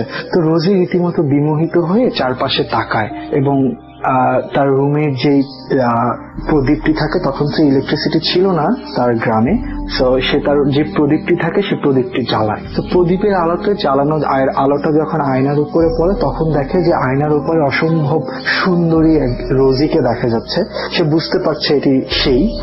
তো ওই রোজি তাকে ডাকছে, খুব সুরেলা কণ্ঠে ডাকছে। তো রোজি রীতিমতো বিমোহিত হয়ে আয়নার সামনে চলে যায় এবং চলে যাওয়ার পরে দেখে যে ওই পারের যে রোজি আছে সে রোজি হাত বাড়ায় এবং এই পারের যে রোজিও হাত বাড়ায়। হাত বাড়ানোর সাথে সাথে রোজি আয়নাটি টাচ করার সাথে সাথে রোজি যেটা ফিল করে 2-3 সেকেন্ডের জন্য তীব্র ইলেকট্রিক শক এবং চারিদিক অন্ধকার। হঠাৎ করে রোজি আবিষ্কার করে সে আয়নার ওপারে চলে গেছে এবং সে যখন তাকায়, তার রুমের দিকে তাকায়, সে দেখে আয়নার থেকে তার রুম দেখা যাচ্ছে এবং দেখে যে রোজিরই নিথর দেহটা আয়নার সামনে পড়ে আছে ফ্লোরে। সো রোজি তখন সাথে সাথে বেশ চিৎকার করা শুরু করে। সে ভাবছে, সে আমাকে যেটা বলেছে তার মনে হচ্ছিল সে হয়তো মারা গেছে, এরকম কিছু। সো রোজি এরকম বেশ ভয় পায় আর চিৎকার চেঁচামেচি শুরু করে, কিন্তু রোজি আয়নার ওপারে আটকা পড়ে গেছে এবং এটা হচ্ছে একটা সমুদ্রের পাড়ে যদি একটা 10x10 যদি একটা কাচের বক্স দিয়ে রাখা হয়, সে এই 10x10 জায়গাটুকুর মধ্যেই হাঁটতে পারছে। সে দেখছে চারিপাশে সমুদ্র, সুন্দর একটা আবহাওয়া এবং পরন্ত বিকালের সমুদ্র যেরকম এরকম সমুদ্রের ঢেউ হচ্ছে, কিন্তু সে ওই রকম 10x10 যে জায়গাটা কাচের ঘরের মতো, অদৃশ্য কাচের ঘর বলা যায় এটাকে, সে ওই জায়গার না বাইরে যেতে পারছে না। সে অনেক চিল্লাচিল্লি করে, কোনোভাবেই সে ওই জায়গার বাইরে যেতে পারছে না এবং সে তার রুমের আয়নার দিকে এসেও অনেক ধাক্কাধাক্কি করে, বাট কোনো লাভ হয় না। ওই দিনই সকালবেলা রোজির বাবা মা এসে দেখে যে রোজির নিথর দেহ পড়ে আছে মাটিতে। তো তখন তো অ্যাম্বুলেন্স ছিল না, টেলিফোনের ব্যবস্থা অত ছিল না, তো ওরা রোজিকে ধরাধরি করে হসপিটালে নিয়ে যায়। তো হসপিটালে নিয়ে যাওয়ার পরে ডাক্তাররা বলে যে they cannot do anything about her, she's gonna die within some days because তাদের কথা মতো হচ্ছে রোজি এরকম একটা স্টেটে চলে গেছে যেটা তখন চিকিৎসা বিজ্ঞান জানতো না। আসলে আমরা এখন যেটাকে কোমা বলি, তখন যেটা হচ্ছে রোজি কোমায় চলে গেছে। তো রোজিকে বাসায় দিয়ে দেওয়া হয়েছে যে আপনি ওকে বাসায় নিয়ে যান, যে ওর জীবনের শেষ যে কয়টা দিন আছে সে এটা বাসাতেই পিসফুলি সে মারা থাকে, এরকম টাইপের। তো রোজিকে বাসায় নিয়ে আসা হয়। তো রোজিকে বাসায় নিয়ে আসা হয়, তখনও রোজি আয়নার মধ্যে বন্দী। রোজি ও রুমের মধ্যে যা কিছু হচ্ছে সবকিছু আয়না দিয়ে দেখতে পাচ্ছে। তো এরই মধ্যে রোজি লক্ষ্য করে রোজির যে কুকুরটি ছিল, এই কুকুরটি এসে ওর আয়নার সামনে বসে থাকে। তো রোজি সামহাও বুঝতে পারে যে ওর কুকুরটি হয়তো কি বুঝতে পারছে যে আয়নার মধ্যে কোনো একটা কিছু আছে, কিন্তু কুকুরটিকে দৃষ্টি আকর্ষণ করার জন্য রোজি অনেক কিছুই করে, অনেক চিল্লাচিল্লি করে, কিন্তু কুকুরটা আসলে কোনো সাড়া কিছুই করে না, জাস্ট অপলক দৃষ্টিতে আয়নার দিকে তাকিয়ে থাকে, মিররের দিকে। তো যাই হোক, চিকিৎসা এরকম ভাবে 2-3 দিন চলে যায়। রোজি রীতিমতো হতাশ হয়ে যায় এবং রোজি ধরেই নেয় যে এটাই, ও আর কখনই আয়নার ভেতর থেকে বেরোতে পারবে না। আর যতবারই দেখে যে রুমের মধ্যে ওর নিথর দেহটা বেডে শোয়া, ওর মা পাশে কান্নাকাটি করছে, ওর বাবা কান্নাকাটি করছে, ওর ছোট ভাইটা এসে কান্নাকাটি করছে, এরকম আত্মীয় স্বজন সবাই দেখতে আসছে এবং সবাই রীতিমতো ওদের বাইবেল অনুযায়ী গডের কাছে এরকম প্রার্থনা করছে, এরকম সবকিছুই করছে। তো এরকম সময় ওর নানি আসে একদিন। তো নানি আসার পরে দেখে যে ওর নানি এসে খেয়াল করে যে ওই কুকুরটা প্রায় সময় আয়নার সামনে গিয়ে বসে থাকে এবং রোজের দেহটা আয়নার সামনে পাওয়া যায়। তো ওর নানির বয়স তখন এরকমই হবে 80-85 বছর, বেশ বৃদ্ধ মহিলা। তো সে তখন বলে যে এরকম যেহেতু চিকিৎসা কিছু করতে পারছে না, ও তো মারাই যাবে, তো শেষ চেষ্টা হিসেবে আমরা আয়ারল্যান্ডে তখন উইচ প্র্যাকটিসিং চলতো, জাদুবিদ্যা যেটাকে বলে, ডাইনি বিদ্যা এরকম। তো উইচ প্র্যাকটিস চলতো। তো ওর নানি বলে যে তাহলে আমরা একটা উইচ আনি, শেষ চেষ্টা হিসেবে উইচ প্র্যাকটিস যেটা করে রিচুয়াল ওটা করে দেখি উইচকে দিয়ে, যদি কোনো উপকার হয়। তো পরবর্তীতে একটা উইচ আনা হয়। উইচ আনার সাথে সাথে উইচ মহিলাটি যখন আয়নার দিকে তাকায় তখনই সে রীতিমতো বেশ ঘাবড়ে যায় এবং ঘাবড়ে যেয়ে জিজ্ঞেস করে যে তোমরা এই আয়নাটি কোথায় পেয়েছো। হ্যাঁ, তো এই আয়নাটি কোথায় পেয়েছো এটা যখন জিজ্ঞেস করা হয় তখন রোজের বাবা বলে যে এটা তো আমরা একটা অ্যান্টিক শপ থেকে কিনে এনেছি, দেখতে অসম্ভব সুন্দর আয়নাটা, দামও বেশ কমে পেয়েছে, এই কারণে এত সুন্দর আয়না আমরা অ্যান্টিক শপে নিয়ে ওকে 14তম বার্থডেতে এটা গিফট করেছি। তো তখন উইচ যেটা বলে যে এই আয়নাটা ছিল সেই ইজিপশিয়ান আয়না একটি, এবং এটার মধ্যে ইজিপ্টটা আত্মা কিংবা আমরা যেটাকে জিন বলি, ওরা হচ্ছে জিন এটার মধ্যে বন্দি করে রাখতো। হ্যাঁ, তো পরবর্তীতে রোজের বাবা যখন এই আয়নাকে নিয়ে ওই অ্যান্টিক শপে যখন খোঁজ নেয় যে এটা কিভাবে আসলো, তো তখন সে জানতে পারে যে এই আয়নাটা হচ্ছে একটা শিপরেক, মানে ভঙ্গ জাহাজ থেকে সমুদ্রের নিচ থেকে একটি জাহাজের মধ্যে একটা কফিন ছিল এবং এই কফিনের মধ্যে আয়নাটা ছিল। তো ওই কফিন এবং আয়না এই দুইটাই, কফিনটা ছিল স্টিলের কফিন, প্রায় ধ্বংস হয়ে গেছে এরকম একটা কফিন। তো এই কফিন আর এই আয়না এই দুইটা একসাথে এসে পেয়েছে। মানে কফিনটি এত পুরানো না, বাট আয়নাটা অনেক পুরানো, মনে হচ্ছে যে 1700-1800 এরকম সালের দিকে ইজিপ্ট থেকে এই আয়নাটি আয়ারল্যান্ডে এরকম কোন একটি এরিয়াতে নিয়ে আসার সময় হয়তো জাহাজ ডুবি হয়েছিল, কিন্তু আয়নাটি কফিনের মধ্যে বন্দী করা ছিল। তো পরবর্তীতে অ্যান্টিক শপওয়ালারা এটাকে ওই রোজির বাবার কাছে সেল করে। তো যখন এরকম ভাবে উইচটি প্রথম দিন আসতো, তো বলে যায় যে ও সেকেন্ড দিন আসবে, সে চেষ্টা করে দেখবে যে রোজিকে আয়না থেকে বের করা যায় কিনা। এবং উইচ এটাও বলে যে যেই জিনটা হচ্ছে আয়নার ভেতরে ছিল, সেই জিনটা হচ্ছে রোজি কুমারী হওয়ার কারণে এবং ওর বয়স 14-15 এরকম হওয়ার কারণে রোজিকে ওই জিনটা ফুসলে ফাসলে আয়নার ভেতরে নিয়ে গেছে এবং ওই জিনটা ওই রোজিকে আয়নার ভেতরে নিয়ে সামহাও ওই জিনটা বের হয়ে গেছে আয়না থেকে। তো পরবর্তীতে উইচ আসলে উইচ প্র্যাকটিস করার সাথে সাথে উইচ যেভাবে প্র্যাকটিস করে বিভিন্ন রিচুয়াল করার পরে রোজি হঠাৎ করে ফিল করে যে তার নিঃশ্বাস, সে আয়নার ভেতর থেকে ফিল করে তার নিঃশ্বাস বন্ধ হয়ে যাচ্ছে, চারিদিক অন্ধকার হয়ে যাচ্ছে এবং এরকম অবস্থায় সে বুঝতে পারে যে সে জ্ঞান হারাচ্ছে আয়নার ভেতরে এবং সে ফিল করে সে তীব্র আলোর মধ্যে দিয়ে যাচ্ছে, লাল নীল আলো খুব দ্রুত একটা কিছু ট্রাভেল করছে এরকম।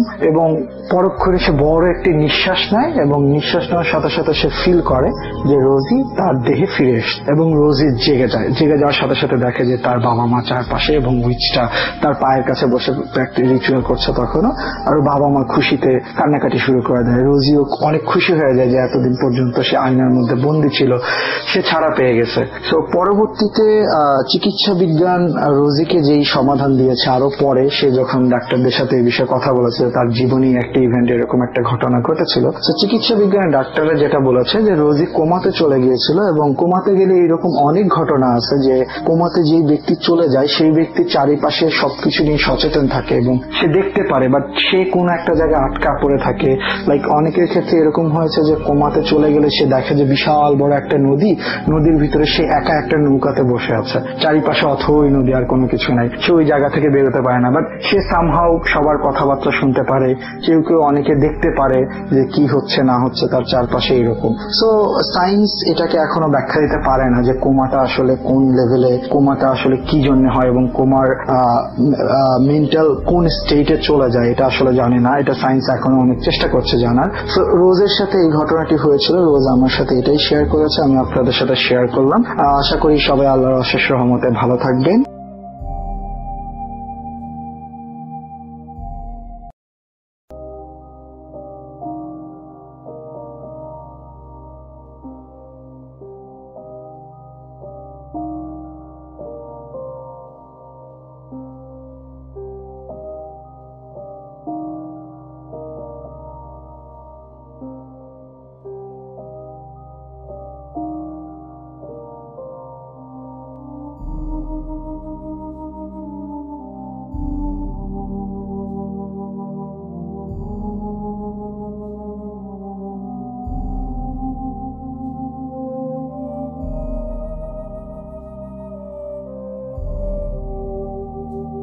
যাচ্ছি আবারও বাবু ভাইয়ের কাছে তার ঘটনায়। হ্যালো রাসেল ভাই, এই কাহিনীটা আমার সাথে শেয়ার করেছেন নিশি। ওরা ঢাকার একটা কলোনিতে থাকে, অ্যান্ড কলোনিটা হচ্ছে আপনার এমন একটা জায়গায় তার আশেপাশে বেশ কিছু পুরনো স্থাপনা আছে এবং একটি বড় কবরস্থান আছে।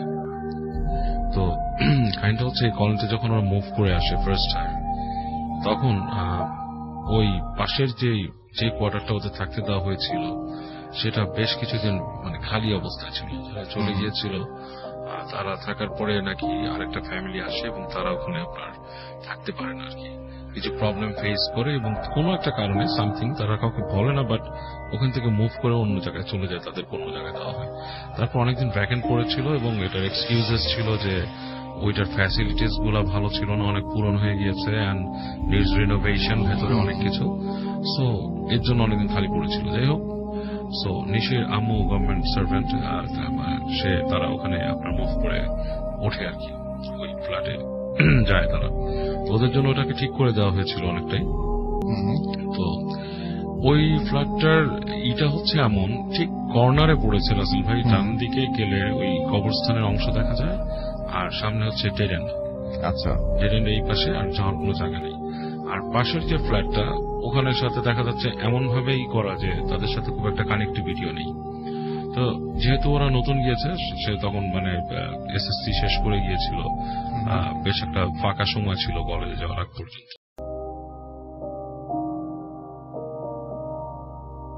এই কাহিনীটা আমার সাথে শেয়ার করেছেন নিশি।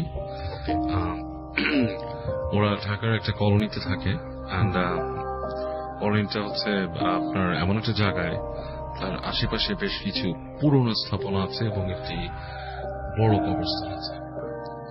তো কাহিনীটা হচ্ছে এই কলোনিতে যখন ওরা মুভ করে আসে ফার্স্ট টাইম, তখন ওই পাশের যে কোয়ার্টারটা ওদের থাকতে দেওয়া হয়েছিল সেটা বেশ কিছুদিন মানে খালি অবস্থায় ছিল। যারা চলে গিয়েছিল তারা থাকার পরে নাকি আরেকটা ফ্যামিলি আসে এবং তারা ওখানে আপনার থাকতে পারে না আর কি, কিছু প্রবলেম ফেস করে এবং কোনো একটা কারণে সামথিং তারা কাউকে বলে না, বাট ওখান থেকে মুভ করে অন্য জায়গায় চলে যায়, তাদের অন্য জায়গায় দেওয়া হয়।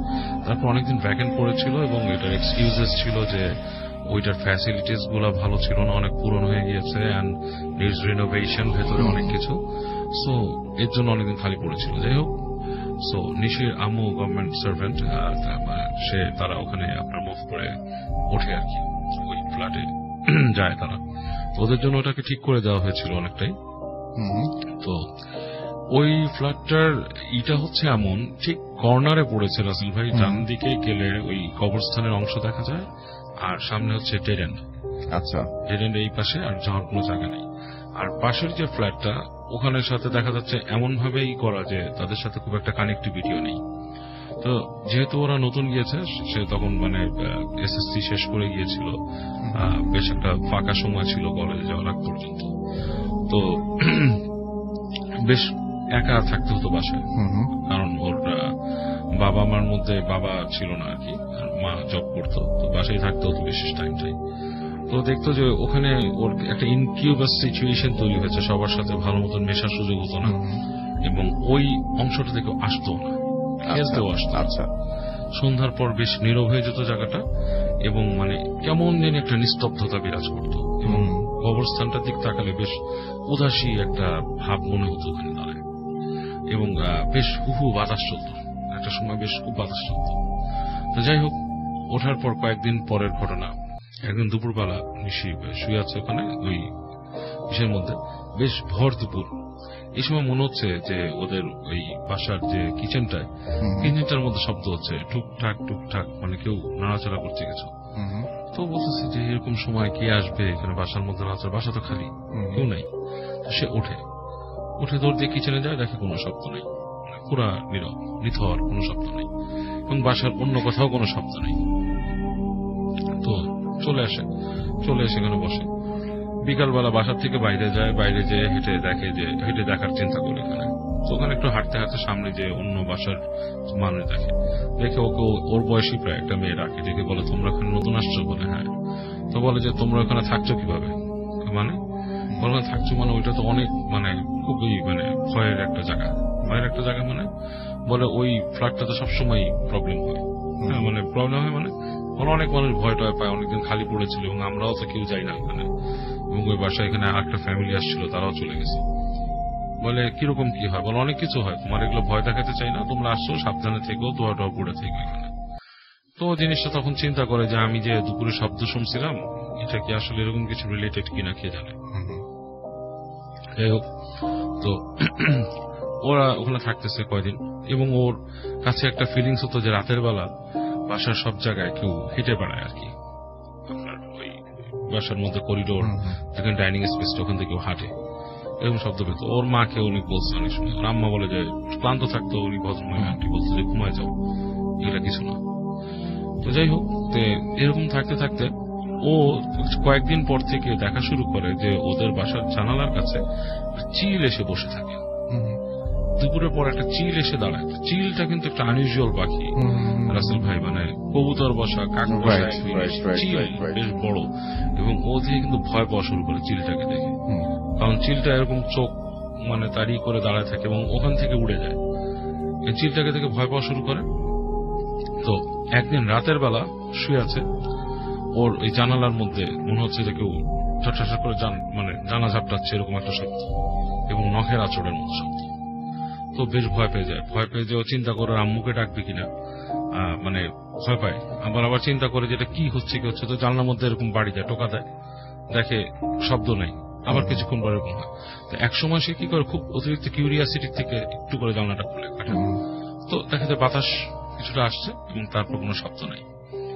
এবং এরপরে যখন ও শোয়ার চেষ্টা করে, দেখে যে ওদের যে কলোনি যে দরজাটা আছে, মানে রুমের দরজাটার সামনে কোনটা মানুষের অবয়ব দাঁড়ায় আছে, এবং খুব ভয় পায়। খুব ভয় পেয়ে ও মানে এক হিসেবে অসাড় হয়ে ঘুমিয়ে পড়ে আর কি।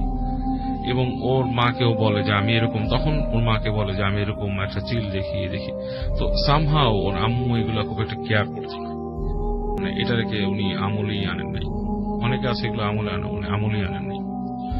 এরপর যেটা হওয়া শুরু করলো রাসেল ভাই, ওদের বাসার যে মূল দরজা, এটার মধ্যে একদিন রাতের বেলা ধপ ধপ করে মানে কিল মারলো, নক করার মতো।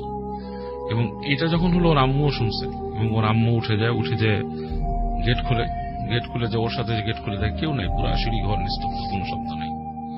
এবং তখন ওর আম্মু একটু ভয় পায় যে এটা কি হচ্ছে, কে এসে এখান থেকে এরকম কিল মেরে গেল এসে। আর ওর আম্মু তখন বলে যে তুমি দোয়া টোয়া পড়ে ঘুমাও, মানে অ্যাকচুয়ালি উনি যিনি ছিলেন আন্টি, উনিও খুব একটা মানে রিলিজিয়াস মাইন্ডেড না, ওকে তারপরে বলে দোয়া টোয়া পড়ে ঘুমাও। তো এরকম আরেকদিন ও বাসার মধ্যে বসে আছে, তখন মনে করেন যে সন্ধ্যা হয়েছে, ওই দিন আন্টি বাসায় নাই। তো ওরকম ওদের বাসার ওই গেটের মধ্যে ধুপ ধুপ করে শব্দ হয়েছে, এবং ধুপ ধুপ করে যখন শব্দ হয়েছে ওর কাছে মানে কেঁপে উঠছে যে হঠাৎ করে কে এরকম করে কিল মারলো। বাসায় কেউ আসলে স্বভাবত নক করে বা কথা বলে বা একটা ডাকে, এরকম ওদের বাসায় খুব একটা আসেও না মেহমান। ওরা খুব আলাদা ভাবে বাসার মধ্যে থাকে, মানে খুব একটু আলাদা ইনকিউবাস টাইপের বাসা থাকে, কেউ ওদেরকে ডিস্টার্ব করে না, কিল মারতেছে বাসায়। তো ও সাহস করে যায় যে ও গেটটা খুলে। গেটটা যখন খুলে ঠিক ওই সময় ওদের যে সিঁড়িতে লাইটটা ছিল, ওইটা একটা বাল্ব, ওইটা একটা মানে বিদ্যুতের একটা স্টার্টিং করে কেটে যায়, লাইট নেই, হঠাৎ করে পুরো অন্ধকার হয়ে যায় জায়গাটা। এবং ও তখনই দেখে যে 2 তলার যে সিঁড়ি ঘরের যে ফাঁকা জায়গাটা আছে, ওই জায়গা থেকে মনে থাপ করে কিছু একটা নামলো, কিছু একটা পড়লো সিঁড়ির মধ্যে। পড়েই দেখে যে একটা মানুষের অবয়ব, এরকম লম্বা, এবং তার ডানা আছে, something like has a wing, এরকম একটা পাখির মতো। এবং সে যে পা ফেলে 1 পা 2 পা আসলো, থপ থপ করে শব্দ হয়েছে।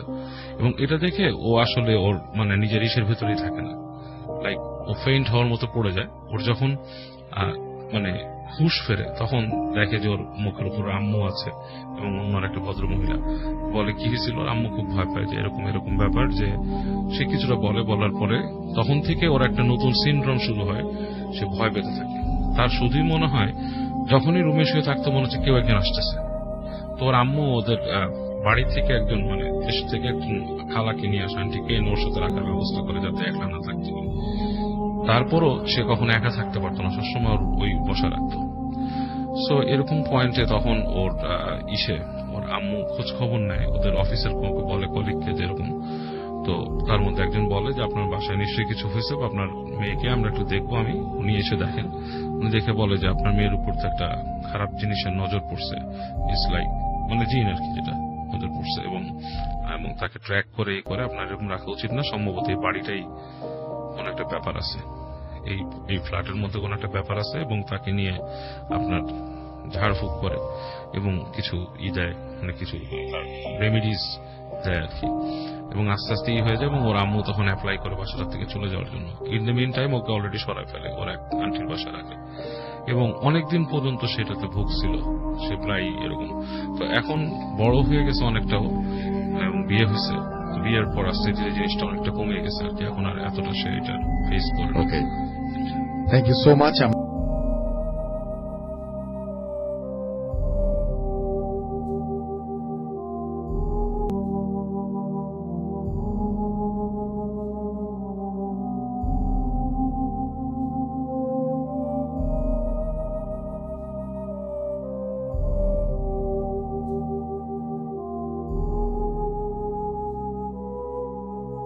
ভাই আসলে ভাই অনেকদিন ধরে আসবো করে আসতেই পারছিলাম না, সময় মেলাতে পারছিলাম না।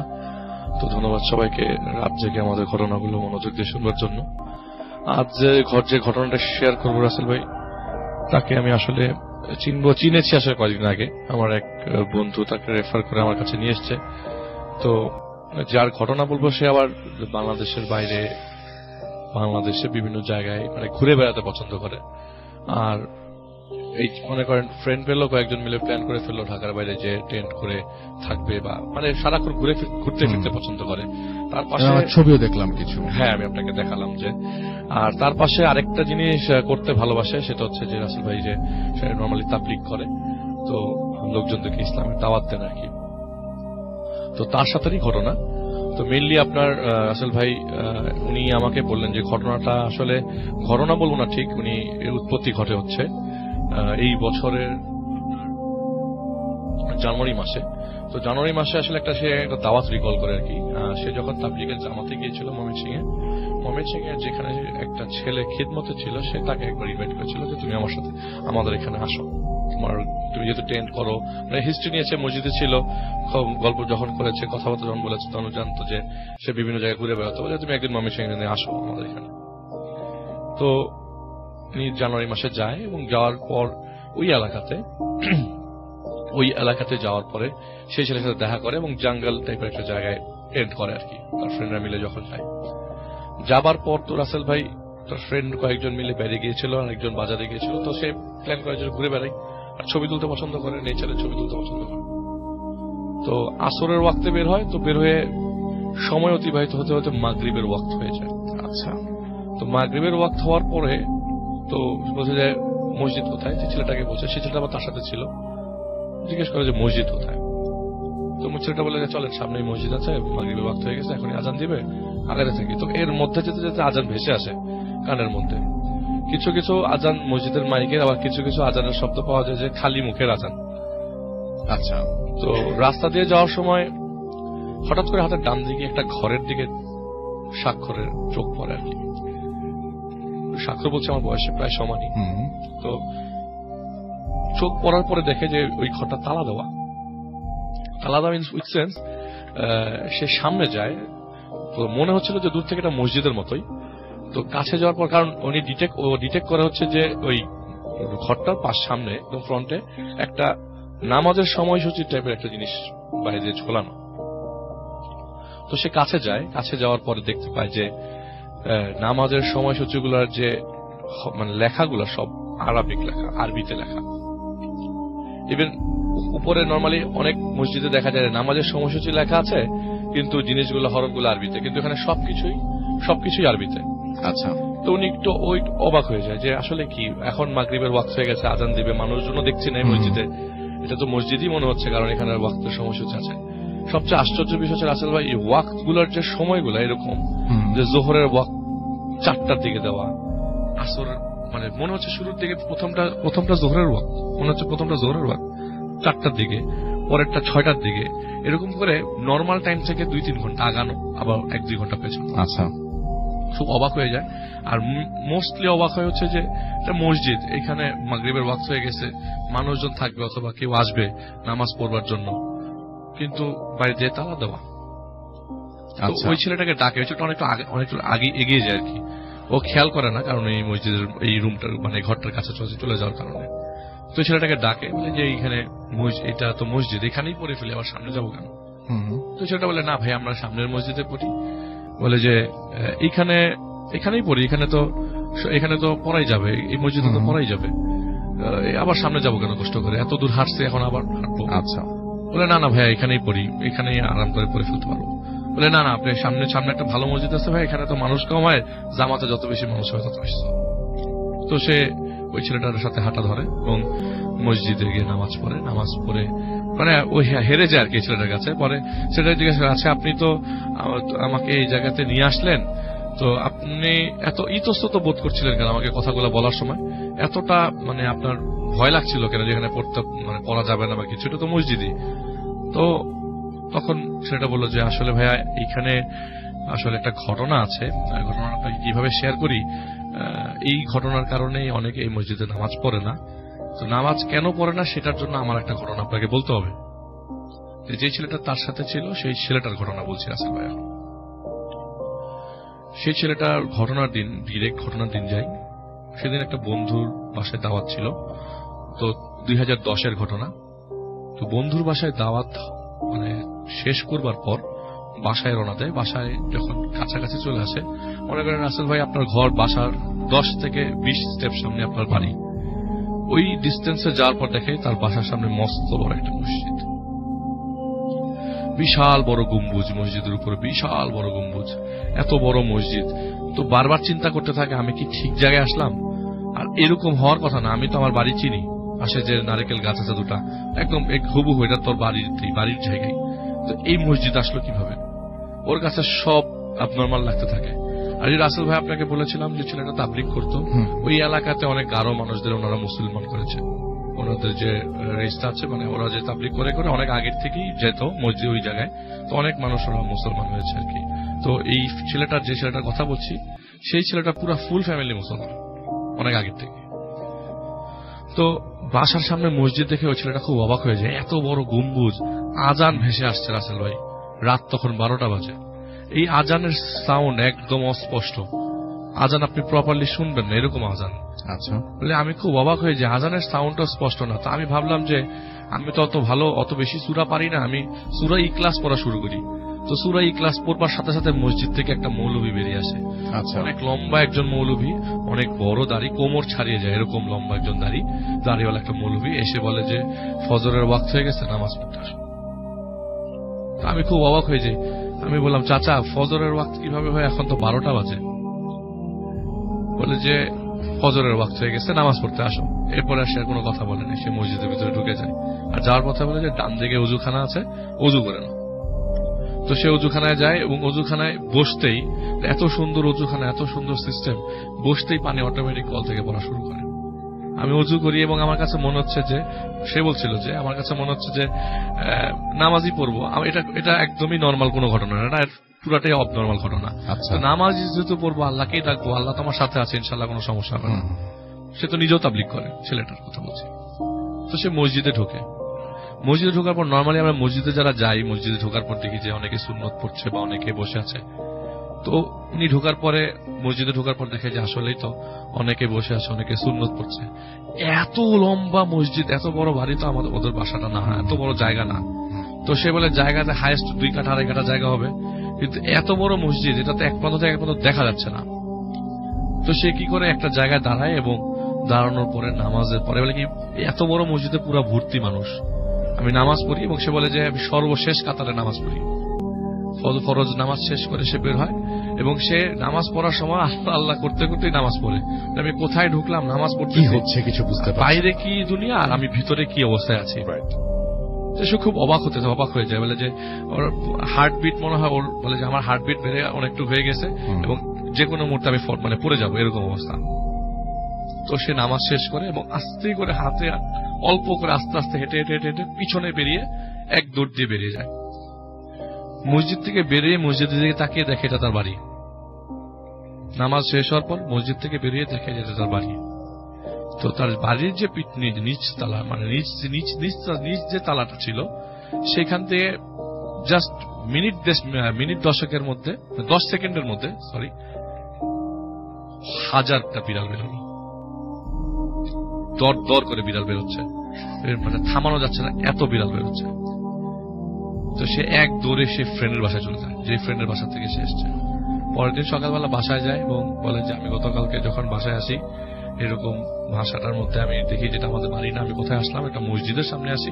তো তার বাবা জিনিসটা বোঝে না, বলে যে দেখো তোমাকে আমি এই দোয়াটা দিলাম, এই দোয়াটা পড়ো এবং প্রতিদিন এটা আমল করো, আশা করি কোনো সমস্যা হবে না। আসলে এই আমল করার পর থেকে যে সমস্যা হয়েছে তা না, এরকম কোন রাসেল ভাই সমস্যা হয় নাই। কিন্তু পরবর্তীতে ওই এলাকায় লোকজনরা নিজেদের বাড়িতে যাওয়ার পরে নিজেদের ঘরকে মসজিদের মতো দেখেছে। আচ্ছা, এলাকার লোকজন। এবং এটা মানে এখনো কি চলছে এরকম ঘটনা? এখনো চলছে, মানে কি রাসেল ভাই তখন পর্যন্ত চলছিল। তো হঠাৎ করে তারা ডিসিশন এলাকার লোকজন মিলে যে একজন হুজুর নিয়ে এসে সমস্যাটা কি বের সমাধান করবেন। আমি যে টিনের চালের কথাটা বলছিলাম রাসেল ভাই, সেই টিনের চালের জায়গাটা আগে একটা ঘর ছিল, ইটের ঘর ছিল, সেটা রিমুভ করে এখানে একটা টিনের ঘর করা হয়েছে। এইটার সলিউশন দিয়েছি ইন্ডিয়া থেকে আগত একজন বুজুর্গ মানুষ, যে এসে বলেছে যে এই জায়গায় কিছু জিন আছে যারা নামাজ পড়তে চায়, কিন্তু এই মসজিদটায় জিনেরাই আগে নামাজ পড়তো। এই না মসজিদটা যখন ভাঙা হয় তখন আর রেনোভেট করা হয় না। কিছু আনসলভ মিস্ট্রি আছে ওই জায়গাটাতে, রাসেল ভাইটা এখনো পর্যন্ত আননোন, এবং ওই আননোন ঘটনাটা স্বাক্ষর আর জানতে পারে নাই। কিন্তু আমি ওকে বলেছি যে তুমি দেখো, জানার চেষ্টা করো আগে কি হয়েছিল, যে এইখানে কেন আগের এই বিল্ডিংটা ভাঙা ছিল, রেনোভেশনটা কেন হয় নাই। তো সেই হুজুর বলেছে যে এইখানে একটা মসজিদ করে দিতে, এবং মসজিদটা করবার পর সে করে দিয়ে চলে যায়। এরপর থেকে এই প্রবলেম গুলো আর ফেস করে না, কিন্তু এই মসজিদটা এখনো পর্যন্ত মানে ওই অবস্থায় বিদ্যমান। Thank you so much.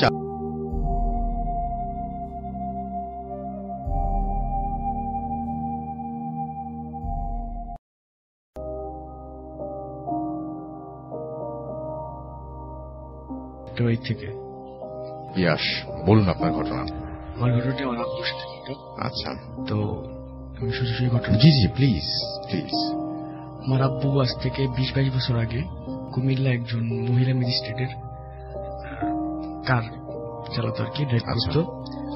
তো ম্যাক্সিমাম টাইম আপনার কারটা দেখা যেত যে রেন্টে কারে চলতো। তো যে কোনো একদিন আমার আব্বু আপনার চিটাগাং কি রেন্টে কার থেকে চলে গেছে। তো ওই সময় ওই ম্যাজিস্ট্রেট সাহেব যে ফোন দিয়ে বললো যে কি তার রিলেটিভ, খুব কাছের একজন রিলেটিভ, তার একজন আত্মীয় মারা গেছে। আচ্ছা, তো কুমিল্লা মেডিকেলে তাকে কি যেতে বললো। আচ্ছা, তো আমার আব্বু ওখানে গেল। যাওয়ার পরে কি যেখানে লোকজন ছিল, যে তাদের কন্ট্যাক্ট করার সাথে সাথে তো তারা আসলো। আসার পরে দেখা গেল যে ডেড বডিটা বাইরে। তোমার আব্বুকে তখন তারা বললো যে তারা 3-4 জন সাথে যাবে। তা আব্বু ঠিক আছে, ডেড বডি তুললো। তো যখন বের হওয়ার সময় তখন তারা বলতেছে যে একজন যাবে, তো যে ডেড বডি তার ছোট ভাই। তো তারা আপনার রওনা হলো খাগড়াছড়ির উদ্দেশ্যে। তা আমার আব্বু কুমিল্লা দিয়ে ফেনী দিয়ে আপনার গেল। তো ফেনী দিয়ে যখন যাচ্ছে তখন আমার আব্বুর কি কাঠটা মোটামুটি অনেক ভার হয়ে গেছে, সে বুঝতে পারতেছে গাড়ি চলছে না ঠিক মতো তেমন। এরকম করতে করতে আপনার যখন আপনার খাগড়াছড়ি আলুটিলা পাহাড়ে উঠলো তখন পর্যন্ত সব ঠিকঠাক ছিল। তো যখন আর কি আপনার কি পাহাড় দিয়ে নামতেছে তখন আব্বুর চোখটা হঠাৎ করে লুকিং গ্লাসে গেল গাড়ির। আচ্ছা, তো হঠাৎ করে আব্বু মনে হলো যে আপনার কি লাশটা উঠে আর কি আপনার সামনে যে গ্রিল গুলা থাকে কি ড্রাইভিং সিটের পিছনে, ওটা ধরে এভাবে থুতনি লাগিয়ে রয়েছে আর কি। তো ওটা দেখে আব্বু আর কি মনে করলো চোখের ভুল ধারণা, লুকিং গ্লাসটা সরে আর কি অন্যদিক ঘুরে দিল। তো কিছুক্ষণ পর চিন্তা করলো যে দেখি আসলে কি আছে, আবার সেটা করলো আর কি, লুকিং গ্লাস ঠিক করে দেখলো যে না, লাশটা ওভাবে আছে। তো এরকম একটা সিচুয়েশন যে আপনার গাড়ির থেকে এসে নামতেও পারতেছে না, কিছু কি করতেও পারতেছে না, মানে একদম বিপদে পড়ে গেছেন, কোনো ধরনের কোনো রানিং উপায় পাচ্ছেন না, নাম করবেন না করবেন। আচ্ছা, তো তখন কোন মতো আর কি আমার আব্বু নামলো। পাহাড় থেকে নামার পরে তো হ্যান্ড ব্রেক টান দিয়ে আব্বু আর কি সাথে যে বসা ছিল তার ছোট ভাই তাকে বললো যে দেখেন আপনাদের ডেড বডির কি অবস্থা হয়েছে। সেটা বলে আব্বু হ্যান্ড ব্রেক টান দিয়ে নেমে গেছে। তো নেমে যাওয়ার পর আর কি ওই যে লোকটার সাথে বসা ছিল সেও আর কি গেট খোলা আর কি দৌড়। তো আমার আব্বু আর কি আপনার হাঁটতে হাঁটতে হাঁটতে প্রায় 20 থেকে 25 মিনিট হাঁটার পরে গ্রামের ভিতরে গিয়ে দেখলো যে আপনার ওই সময় প্রায় ফজর আজানের কাছাকাছি। তো দেখলে আর কি কলপারে একজন মুসলমান ওযু করতেছে। তো সে আমার আব্বুকে দেখার পর আর কি আব্বু খুব হয়রান ছিল আর খুব ঘামাচ্ছিল। তো আমার আব্বুকে বললো যে কি হিসাব আপনার। তখন আমার আব্বু এরকম বলার পরে তো হঠাৎ করে মসজিদের থেকে আপনি একজন ইমাম সাহেব বেরিয়ে আসলো, আর যে আর কি ওযু করতেছিল সে মুয়াজ্জিম সাহেব আর কি। ওই আর কি আব্বু সবকিছু বলার পরে তো ইমাম সাহেব বললো আচ্ছা ঠিক আছে চলেন দেখি কি আছে কি হয়েছে। তো গেল আমার আব্বুর সাথে তারা। তো যাওয়ার পরে দেখতেছি যে আর কি লাশ আসলে ওভাবেই আছে, ঠিক আছে। তো আর কি যে ইমাম সাহেব সে আমার আব্বুকে বলতেছে যে লাশ এভাবে কেন আনছেন, আপনার যে লাশটা সেটা তো আপনার নিয়ে যেত লাশ যাই ছিল পাহাড়ের মাঝখান থেকে আসছিল। পর ইমাম সাহেব কিছু সুরা টুরা আর কি আপনার পরে বড়ই পাতা দিয়ে লাশের আর কি নাক আর কি কান বন্ধ করে দিল। তো আমার আব্বু আর কি পরে আর কি আমার আব্বুকে যেতে বললো। যাওয়ার পরে সে আর কি বলতেছে যে আমার আব্বু বলতেছে না আমি সাথে লাগলে লোক নিয়ে যাবো। তো এখানে কিছু টাকার বিনিময়ে 3-4 জন লোক যেতে রাজি হইল। আচ্ছা। তো আল্লাহর রহমতে আমার আব্বু ঠিক মতো গেল, যে পৌঁছেছে। তো এরপরের থেকে আব্বু টানা 3-4 দিন প্রচুর জ্বর, কি জ্বর ছাড়ার কোনো নামগন্ধই নেই। আচ্ছা। পরে একজন কবিরাজকে আনা হইলো। তো কবিরাজটা আনার পরে অনেক কিছু করার পরও আর কি কোনো হইতেছিল না। পরে কবিরাজটা লাস্ট স্টেপ যেটা নিল যে একটা কাঁসার প্লেটের মতো সেটা আমার আব্বুর পিঠে লাগালো। তারপর আর কি ঠিক 10 থেকে 15 মিনিট পর ওই যে আপনার এই কাঁসার প্লেটটা নরমালি আপনার সোনালী কালারের থাকে, ঠিক আছে, ওটা পুরা ব্ল্যাক কালার হয়ে গেছে। তারপর থেকে আল্লাহর রহমতে আমার আব্বু এখন সুস্থ। আর আমার আব্বু আর কি ওই দিনই লাশ ক্যারি করা। তারপর থেকে উনি আর কোনোদিন লাশ না, কখনোই না। আমি মোহাম্মদ আকাশ, আমি এসেছি চাঁদপুর জেলা হাজিগঞ্জ থানা থেকে। ওকে। তো প্রথমে সবাইকে বিজয় দিবসের শুভেচ্ছা জানাচ্ছি আর শ্রদ্ধাঞ্জলি জানাচ্ছি সেই শহীদদের প্রতি যারা 1947 সাল থেকে আজ পর্যন্ত যারা আমাদের দেশকে মানে রক্ষা করে এসেছে। তো রাসেল ভাই আমি সরাসরি ঘটনায় চলে যাচ্ছি। ঘটনাটি একটি ব্রিজ কেন্দ্রিক ঘটনা, আর ঘটনাটি ঘটে আমার একটা ফ্রেন্ডের সাথে। ফ্রেন্ডের নাম হচ্ছে আবু বকর। তো ফ্রেন্ড সময়টা ছিল 2006 সাল। আমি তখন চাঁদপুরের কোন একটা স্কুলে পড়তাম।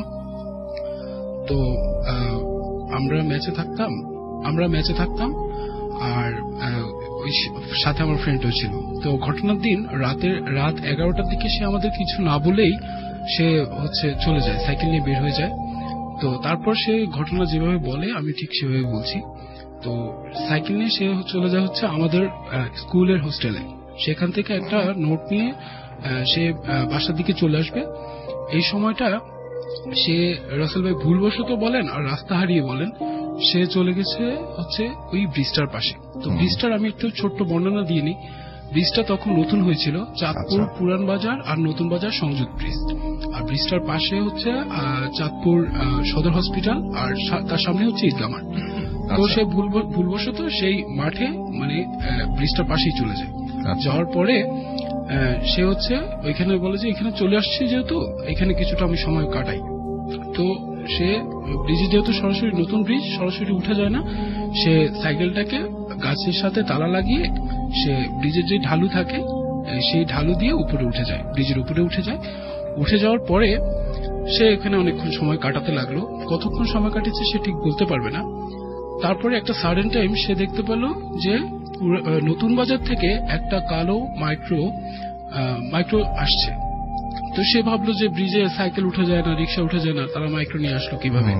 তো কৌতূহলবশত সে সামনের দিকে আগাতে থাকে।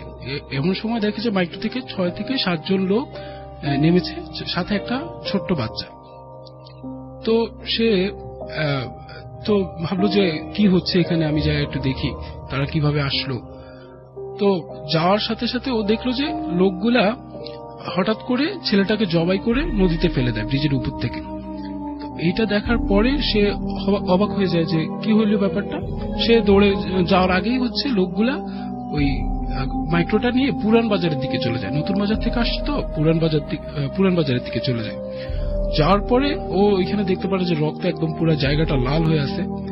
তো সে কি করলো, ওই ছেলেটাকে দেখার জন্য ব্রিজের উপর থেকে নিচের দিকে তাকালো, দেখলো যে ছেলেটা ভেসে আছে। ছোট ছেলে, বয়স 6 কি 7 হবে। তো সে কি করলো, ছেলেটাকে বাঁচানোর জন্য, যেহেতু পাশেই সদর হসপিটাল, সে হচ্ছে দৌড়ে ব্রিজের নিচে চলে যায়, আবার নদীতে ঝাঁপ দেয়। ঝাঁপ দেওয়ার পরে সে ওইখানে যায় যেখানে ছেলেটাকে ফেলা হয়েছিল। তারপরে সে ওইখানে গিয়ে অনেকক্ষণ খোঁজাখুঁজি করে, কিন্তু ছেলেটাকে পায়নি। পরে সে বাসায় আসে। বাসায় আসার পরে আমরা তার ভিজা শরীর দেখে আমরা তো অবাক, যে কি ব্যাপার, তুই কোথায় ছিলি এতক্ষণ তোকে। তো সে হচ্ছে আপনার কাঁপতে থাকে আর কোনো কথা বলতে পারতেছিল না। পরে আমরা ওকে ড্রেস চেঞ্জ করানোর পরে ওকে বসে শোয়ানোর পরে বলি যে ঠিক আছে, তুই তাহলে ঘুমা। পরের দিন সকালে আমরা উঠে দেখি যে সে বসে আছে। তো জিজ্ঞেস করার পরে ও বলে যে আমি কালকে সারা রাত ঘুমাতে পারিনি, আমার সাথে এই জিনিসগুলো হয়েছে। তো আমরা তাকে যে স্থানীয় মসজিদের ইমামের কাছে নিয়ে যাই। নিয়ে যাওয়ার পরে উনি ওকে দোয়া করে ফু দিয়ে দেয়। দিয়ে দেওয়ার পরে উনি আমি মসজিদের ইমামকে জিজ্ঞেস করি যে হুজুর এটা কেন হইল। তো হুজুর বলল যে ও এটা যে ব্রিজের যে বলি দেয়, এটা নাকি মানুষের তাজা রক্ত দিতে হয়, এটা অনেক আগে থেকেই শুনে এসেছে। আচ্ছা। পরে ওই মসজিদের ইমাম বলল যে ওটা ওই আমার ফ্রেন্ড ওইটা আবার দেখছে। তো আমরা জিজ্ঞেস করলাম তাই বলে একটা মানুষের সামনে বলি দিবে, আর এখানে তো কোনো উঠানো যায় না, মাইক্রোটা একটু উঠা যায় না। তো সে বললো যে এটা কেন হয়েছে এটা তো উনি জানেন না, তবে আবু বকর কেন দেখছে এটা আসলে আবু বকরই জানে। তারপর থেকে আসলে এরকম কোনো ঘটনা ঘটেনি, কিন্তু উনি চোখের সামনে দেখেছেন। এটা আবু বকর।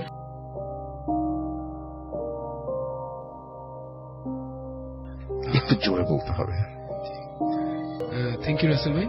তো আমার যে সেকেন্ড স্টোরিটা, এটা আমার খালাতো ভাইয়ের কাছ থেকে নেওয়া। তো আমার খালাতো ভাই হচ্ছে 2008 বা 2009 স্কলারশিপ নিয়ে আপনার হচ্ছে লন্ডনে চলে যায়।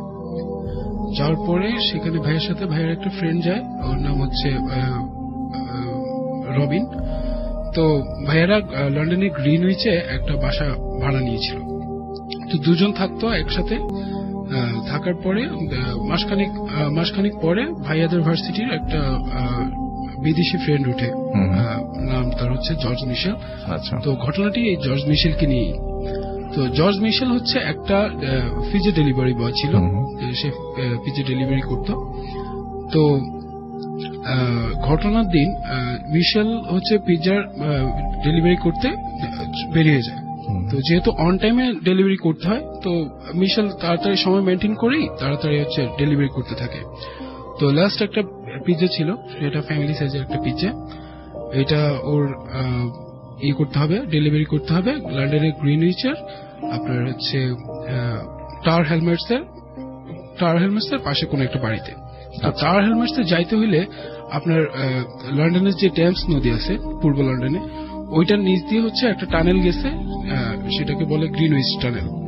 তো ওই গ্রিনউইচ টানেল পার করে যেতে হয়। তো মিশেল রওনা দিছিল যে যাবে, তখন মিশেলের সাথে তার একটা পরিচিত লোকের দেখা হয়ে গেল রাস্তায়। তো লোকটা জিজ্ঞেস করতেছিল যে তুমি কোথায় যাচ্ছ। তো মিশেল বলতেছিল যে আমি অমুক জায়গায় যাচ্ছি। তখন ওই লোকটা বলল যে তোমার সেখানে যেতে হলে তো তোমার টানেল পার করতে হবে, যেহেতু অনেক রাত। আর মানে মিশেলের যেই ওয়ার্কিং আওয়ারটা ছিল সেটা ছিল রাত 8টা থেকে 2টা পর্যন্ত রাতে বেলা। তখন অনেক রাত। তখন মিশেল হচ্ছে বলতেছে যে হ্যাঁ আমি জানি ওইখানে টানেল পার করে যাইতে হবে, আমি আগে ওইখানে গিয়েছিলাম। পরে লোকটা বলতেছে ওই জায়গাটা তো শুনেছি ভালো না, তুমি একটু সাবধানে যেও। তো এটা বলে লোকটা বিদায় জানায় মিশেলকে। তো মিশেল হচ্ছে বাইক পার্ক করে টানেলের এপাশে। করার পরে মিশেল টানেলের ভিতরে ঢুকে যায়, যেহেতু অনেক রাত, লোক না থাকাই স্বাভাবিক। পরে টানেল থেকে যখন বামে মোড় নিল মিশেল, তখন হঠাৎ করে একটা লোকের সাথে দেখা হয়। তো মিশেল ভয় পেয়ে যায় রীতিমতো, অনেক রাত। তো মিশেল নিজের ভয় ভাঙাতে লোকটাকে হ্যালো বলে, হ্যালো। তখন লোকটা কোনো কিছু না বলেই মিশেলকে পাশ কাটিয়ে চলে যায়। তো মিশেলও কিছু না ভেবে মিশেল তার ডেলিভারি করতে চলে যায়। তো যেই বাড়িটার ঠিকানা যাচ্ছিল মিশেল, সেই বাড়িটার ঠিক সামনে গিয়ে দেখে যে একটা বড় মানুষের আপনার প্রতিমূর্তি, যেটা আঁকা ছিল এবং তার নিচে দিয়ে লেখা ছিল তার নাম, তার জন্মসাল থেকে মৃত্যুসালটা। আচ্ছা। তো মিশেল এটা দেখে বেশ অবাক হয় যে এই লোকটাকে আমি মনে হয় টানেলে দেখেছি, মানে চেহারা সাদৃশ্য সিমিলারিটি যেটা আছে, চেহারা সিমিলারিটি আছে। তো মিশেল এটা চিন্তা করেন যে ব্রিটিশরা ওরা দেখতে প্রায় একই রকম হয়। তো মিশেল এটা বলে মাথা থেকে উড়িয়ে দিল। তো মিশেল ডেলিভারি করে ফেরার সময় ঠিক ওই জায়গাটায়, যে জায়গায় মিশেলের সাথে ওই লোকটার ক্রস হয়েছিল, ঠিক সেই জায়গাতে গিয়ে আবার ওই লোকটার সাথেই দেখা হয়েছিল। দেখা হওয়ার পরে ওই লোকটা মিশেলের দিকে তাকায়নি, কিন্তু বলতেছিল, নিজে নিজে বলতেছিল, ইংলিশে বলতেছিল যে এই জায়গাটা ওদের না, ওরা আমার জায়গাটা দখল করে খাচ্ছে, এটা বলতেছিল। আর মিশেল যখন লোকটার দিকে তাকালো তখন দেখলো যে লোকটার ফেস থেকে ধোঁয়ার মতো উঠতেছিল। তো এইটা দেখে মিশেল জ্ঞান হারিয়ে ফেলে। তো একটু বলে রাখা ভালো, আমি বলতে ভুলে গিয়েছিলাম রাসেল ভাই। তো সে যখন বাড়ি থেকে ফ্রিজে ডেলিভারি করতে বের হয়ে আসছিল তখন রবিন ভাইকে ফোন দেয় যে রবিন, আমার একটু ভয় লাগছে, তোরা এসে আমাকে নিয়ে যা। তো রবিন ভাইরা ওইখান থেকে রওনা দিল, আর এদিক দিয়ে এই ঘটনাটা হয়ে গেল।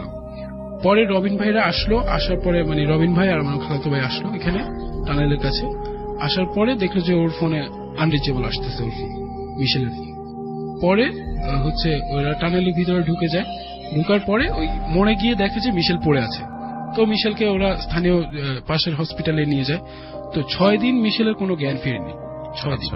6 দিনের পরে মিশেলের যখন জ্ঞান ফিরে, মিশেল বলে যে আমি এই জিনিস দেখেছি, এটা কেন হয়েছে আমি জানি না, আর এটা মনে হয় যে এই লোকটার যারা ওইখানে থাকতেছে বর্তমানে, তারা মনে হয় ওই লোকটার জায়গা দখল করে খাচ্ছে। তারপর থেকে রাসেল ভাই মিশেল এই পিজ্জা ডেলিভারি চাকরি ছেড়ে দেয়, অনেকটা জব করে। এই ছিল রাসেল ভাই আমার। থ্যাংক ইউ সো মাচ, আপনাদের দুজনকে অনেক অনেক ধন্যবাদ। আমাদের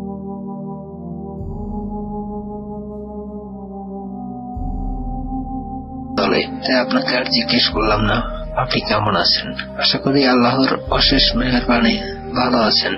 আমি মেহেদি হাসান শ্রাবণ, পেশায় একজন অ্যাম্বুলেন্স ড্রাইভার। 2016 আগস্ট মাস, দিনটি ছিল শনিবার। আমার পরিচিত একজন বড় ভাই আমাকে ফোন দেয়, শ্রাবণ তুমি কোথায়? আমি বললাম যে ভাইয়া আমি তো কালকে ট্রিপ থেকে ফিরলাম কেবল ঢাকায়। তো বলে যে তুমি কি বাসায় নাকি রাস্তায়? আমি বললাম যে না ভাই আমি বাসায়। বলে রাতে আমার একটা ট্রিপ আছে, যেতে পারবা? আমি বললাম যে কোথায়? বলে ভোলা। তা বললাম যে আচ্ছা ঠিক আছে ভাইয়া যেতে পারবো, সমস্যা নেই।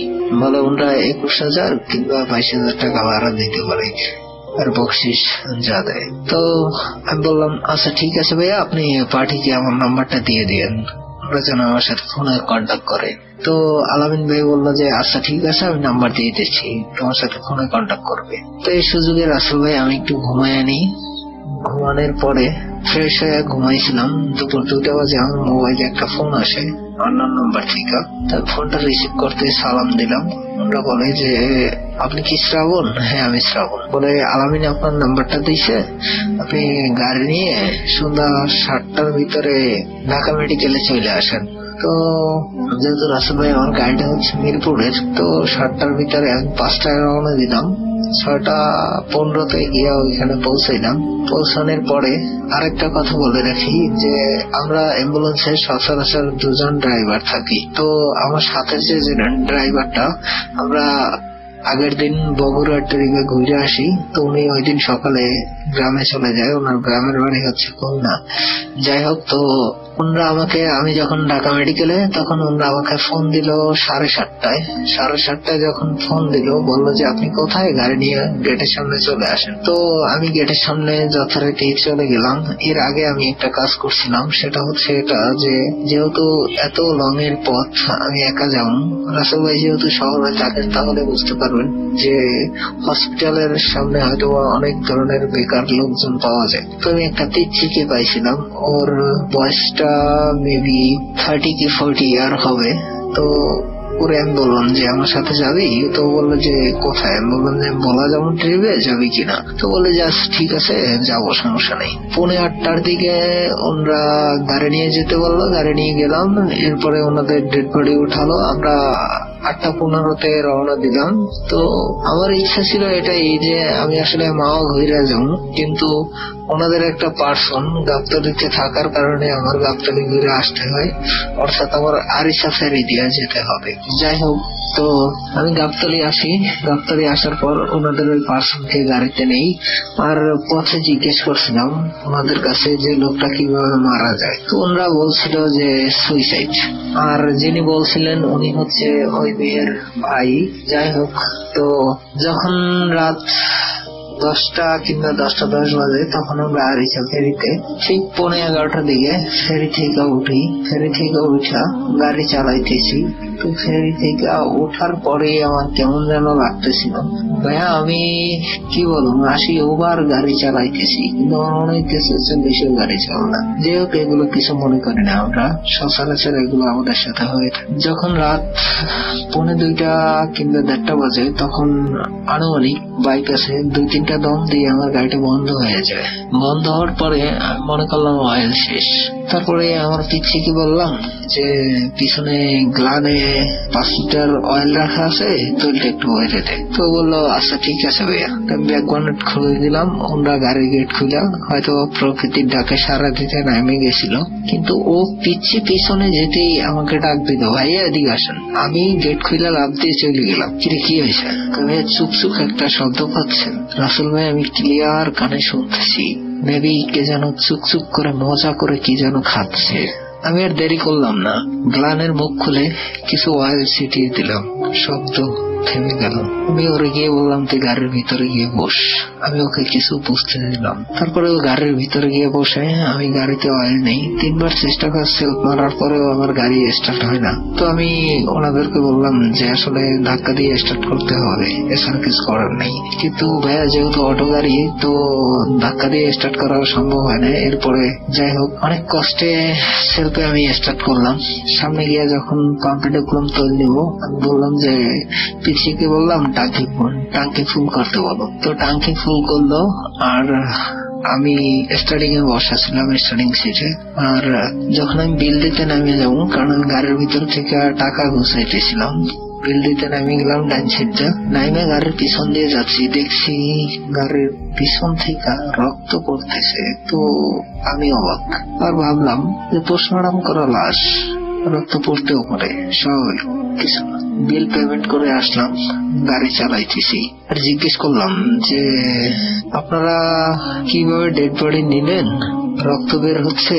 আসলে বুঝতে পারলাম না। তো আসলে ওনারা যেটা বলে সেটা শুনে আমি একেবারে পুরোটাই অবাক হয়ে গেছিলাম যে আপনি কি বলেন, 4টা পলির ভিতরে ডেড বডি, এর ভিতর থেকে রক্ত বের হবে, এটা সম্ভব না। যাই হোক, আমি আর কাউকে কিছু বুঝতে দিলাম না, আমি আমার মতো করে গাড়ি চালাচ্ছি।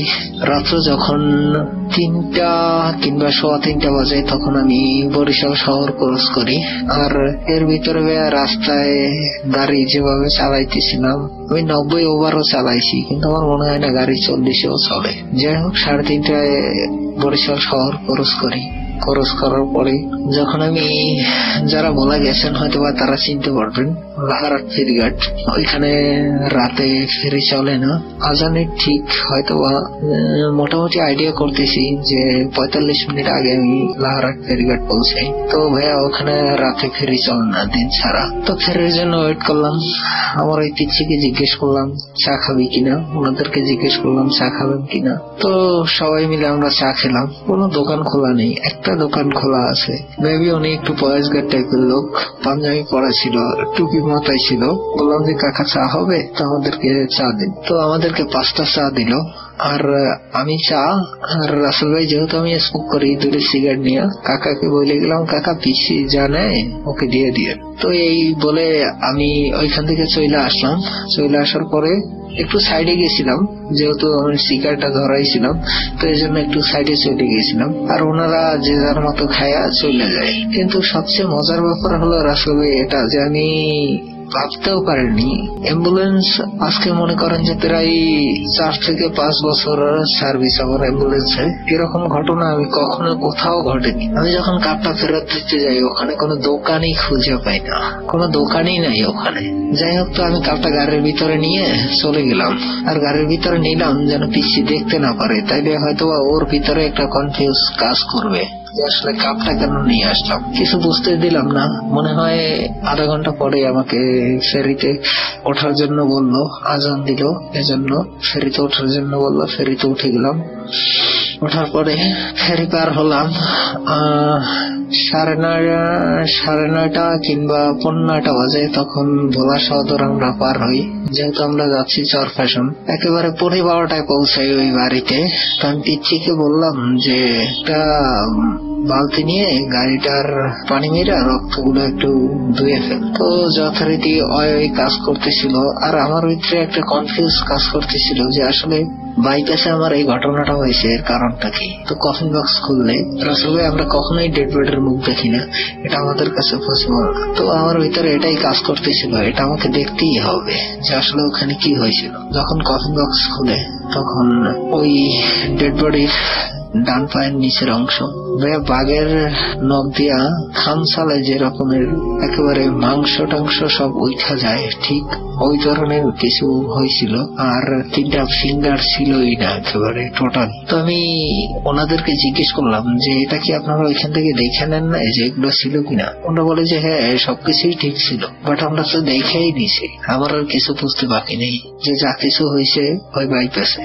যাই হোক, এরপরে যখন এটা দেখার জন্য আমি কখনোই রাসেল ভাই তৈরি ছিলাম না, সেটা হলো এটা যে 30শে মে পারিবারিক আবদ্ধ ভাবে আমি যাকে লাইফ পার্টনার করি তার ফেসটা, এটা দেখে আমি প্রায় 3-4 মিনিট একভাবে তাকিয়েছিলাম যে এটা কি করে সম্ভব, সে এখানে কিভাবে, এটা কেমনে সম্ভব, কি সত্যি দেখতেছি, আমি একভাবে তাকিয়েছিলাম।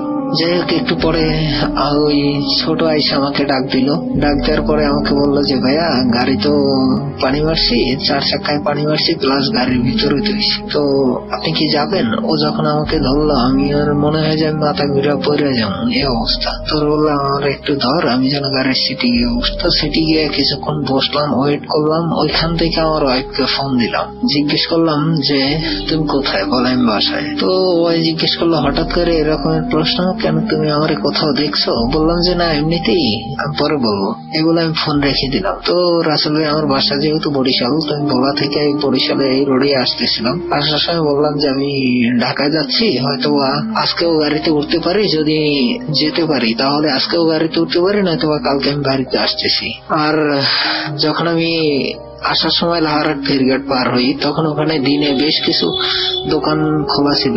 ওনাদেরকে আমি যখন জিজ্ঞেস করি যে এখানে একটা চায়ের দোকান ছিল, এই দোকানটা আসলে মেবি কোথায়, রাতের ভিতরে কোথায় উদাও হয়ে গেল, সবাই বলতেছে আপনি কি বলতেছেন, আপনি কি পাগল হয়ে গেছেন, যে এখানে চার দোকান ছিল। রাসেল ভাই কাপটা আমার কাছে এখনো আছে বাসায়, আর ওই কাপটার একটা পিকও আছে আমার কাছে। তো আমি আসলে এতটাই অবাক হয়েছিলাম যে আমরা চা খাইছি বাট কাপ দিতে গেছি, সেখানে দোকান নেই। আর আমি যাকে দেখলাম সে 30শে মে আমি যাকে বিবাহ করলাম তারই ফেস।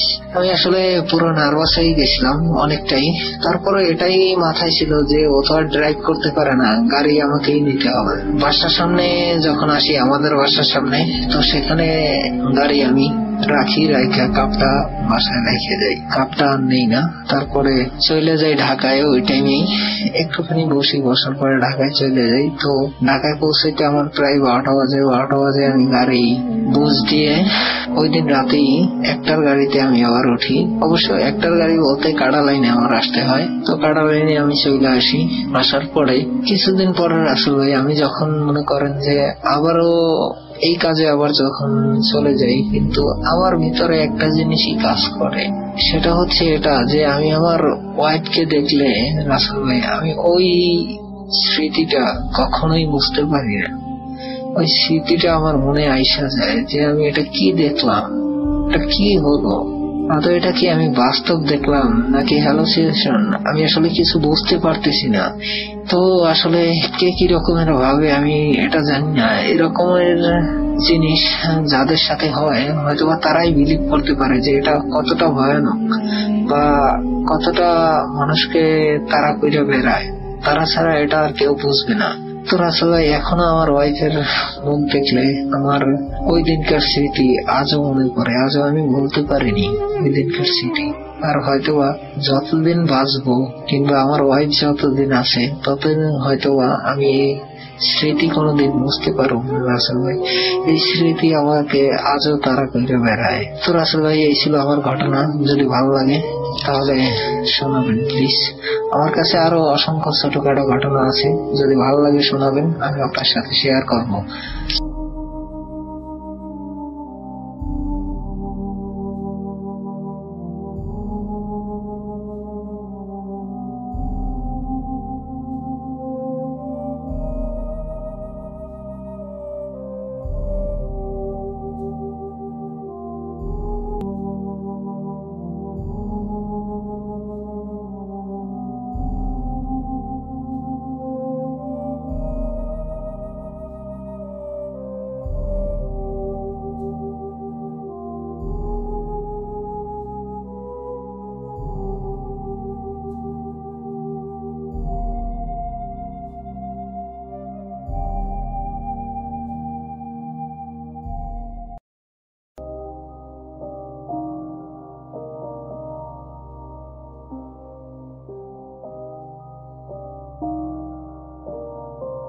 বাড়িটাতে আমরা থাকছিলাম সেটা ছিল দোতলা। সো কিছুক্ষণ পরে ডিসাইড করা হয় যে আমরা বেশ কজন দোতলাতে ঘুমাবো এবং বাকি যারা রয়েছেন ওনারা নিচতলাতে ঘুমাবেন। সো আমি যথারীতি, তখনকার বেশ আগের ঘটনা সেটা, তখন 3 গোয়েন্দার বই পড়তে খুব পছন্দ করতাম। সো যথারীতি আমার সাথে সেগুলো ছিল। দোতলায় গিয়ে ঘুমানোর আগে আমি ওগুলোর সাথেই আমার যতক্ষণ ঘুম না আসছিল ততক্ষণ সময় জ্ঞাপন করার চেষ্টা করছিলাম।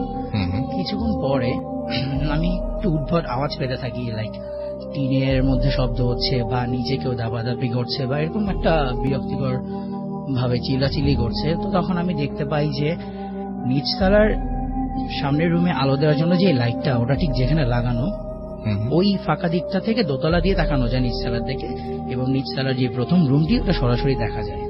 আচ্ছা, তার ঠিক 2 মিনিট পর আমি খেয়াল করলাম যে আমার মা রয়েছিলেন, সাথে আমার নানু ছিলেন। তো ওনারা ওখানে জড়ো হয়েছেন এবং ওই দিক থেকে নিচতলায় কি ঘটছে সেটা দেখার চেষ্টা করছেন। প্রথমে আমি ওনাদের সাথে সংযুক্ত হবার চেষ্টা করলেও ওনারা আমাকে ফার্স্টে নিষেধ করেন যে না, তোমার এখানে দেখা লাগবে না, তুমি ঘুমিয়ে পড়ো, এখানে কিছুই হচ্ছে না। তো তারপর জোরাজোরি করাতে একটা সময় আমি ওখান দিয়ে দেখতে পাই নিচতলার সামনের রুমে ছিল আমার মামার ছোট ছেলে, আর সাথে ছিল আমার মামির ভাই। তো ওরা একসাথে শোয়ার প্রিপারেশন নিচ্ছিল এবং এর মধ্যে হয়তো কোনো সমস্যার কারণে মামির যে ভাই ছিলেন উনি ঘুমাতে পারছিলেন না, বা উনি অনেক সমস্যা করছিলেন সামনের রুমে, যেটার জন্য ওনার যে মা ছিলেন উনি অনেক জোরে, অনেক লাউডলি ধোয়া পড়ছিলেন এবং খুব দ্রুত, যেটা দেখে মানে ওখান থেকে আমি যতটুকু দেখতে পাচ্ছিলাম উনি অনেকটা ভীত হয়ে ওনাকে শান্ত করার চেষ্টা করছিলেন। অপরদিকে যার কথা আমি বলছি, ওনার মধ্যে আমি যেটা তখন দেখতে পাই সেটা খুবই অদ্ভুত ছিল এবং বর্ণনা করাটা হয়তো কিছুটা কঠিন হবে। সেটা ছিল যে একটা সাধারণ মানুষের পক্ষে তার শরীরে শক্তি দিয়ে কোনো কিছু নাড়ানো, কোনো কিছু ভেঙে ফেলা, ওটা যতটা কঠিন হয় ওই সময় হয়তো তার কাছে সেটা অতটা কঠিন ছিল না। সো প্রথমে আমি যেটা বলতে যাচ্ছি সেটা হলো, উনি যেখানে ছিলেন, যেখানে ওনার ঘুমানোর কথা, তার থেকে 5-6 হাত দূরে তাদের খাবারের টেবিলটা ছিল, সেটা ছিল শক্ত। বাড়িটাতে আমরা থাকছিলাম সেটা ছিল দোতলা। সো কিছুক্ষণ পরে ডিসাইড করা হয় যে আমরা বেশ কজন দোতলাতে ঘুমাবো এবং বাকি যারা রয়েছেন ওনারা নিচতলাতে ঘুমাবেন। সো আমি যথারীতি, তখনকার বেশ আগের ঘটনা সেটা, তখন 3 গোয়েন্দার বই পড়তে খুব পছন্দ করতাম। সো যথারীতি আমার সাথে সেগুলো ছিল। দোতলায় গিয়ে ঘুমানোর আগে আমি ওগুলোর সাথেই আমার যতক্ষণ ঘুম না আসছিল ততক্ষণ সময় জ্ঞাপন করার চেষ্টা করছিলাম।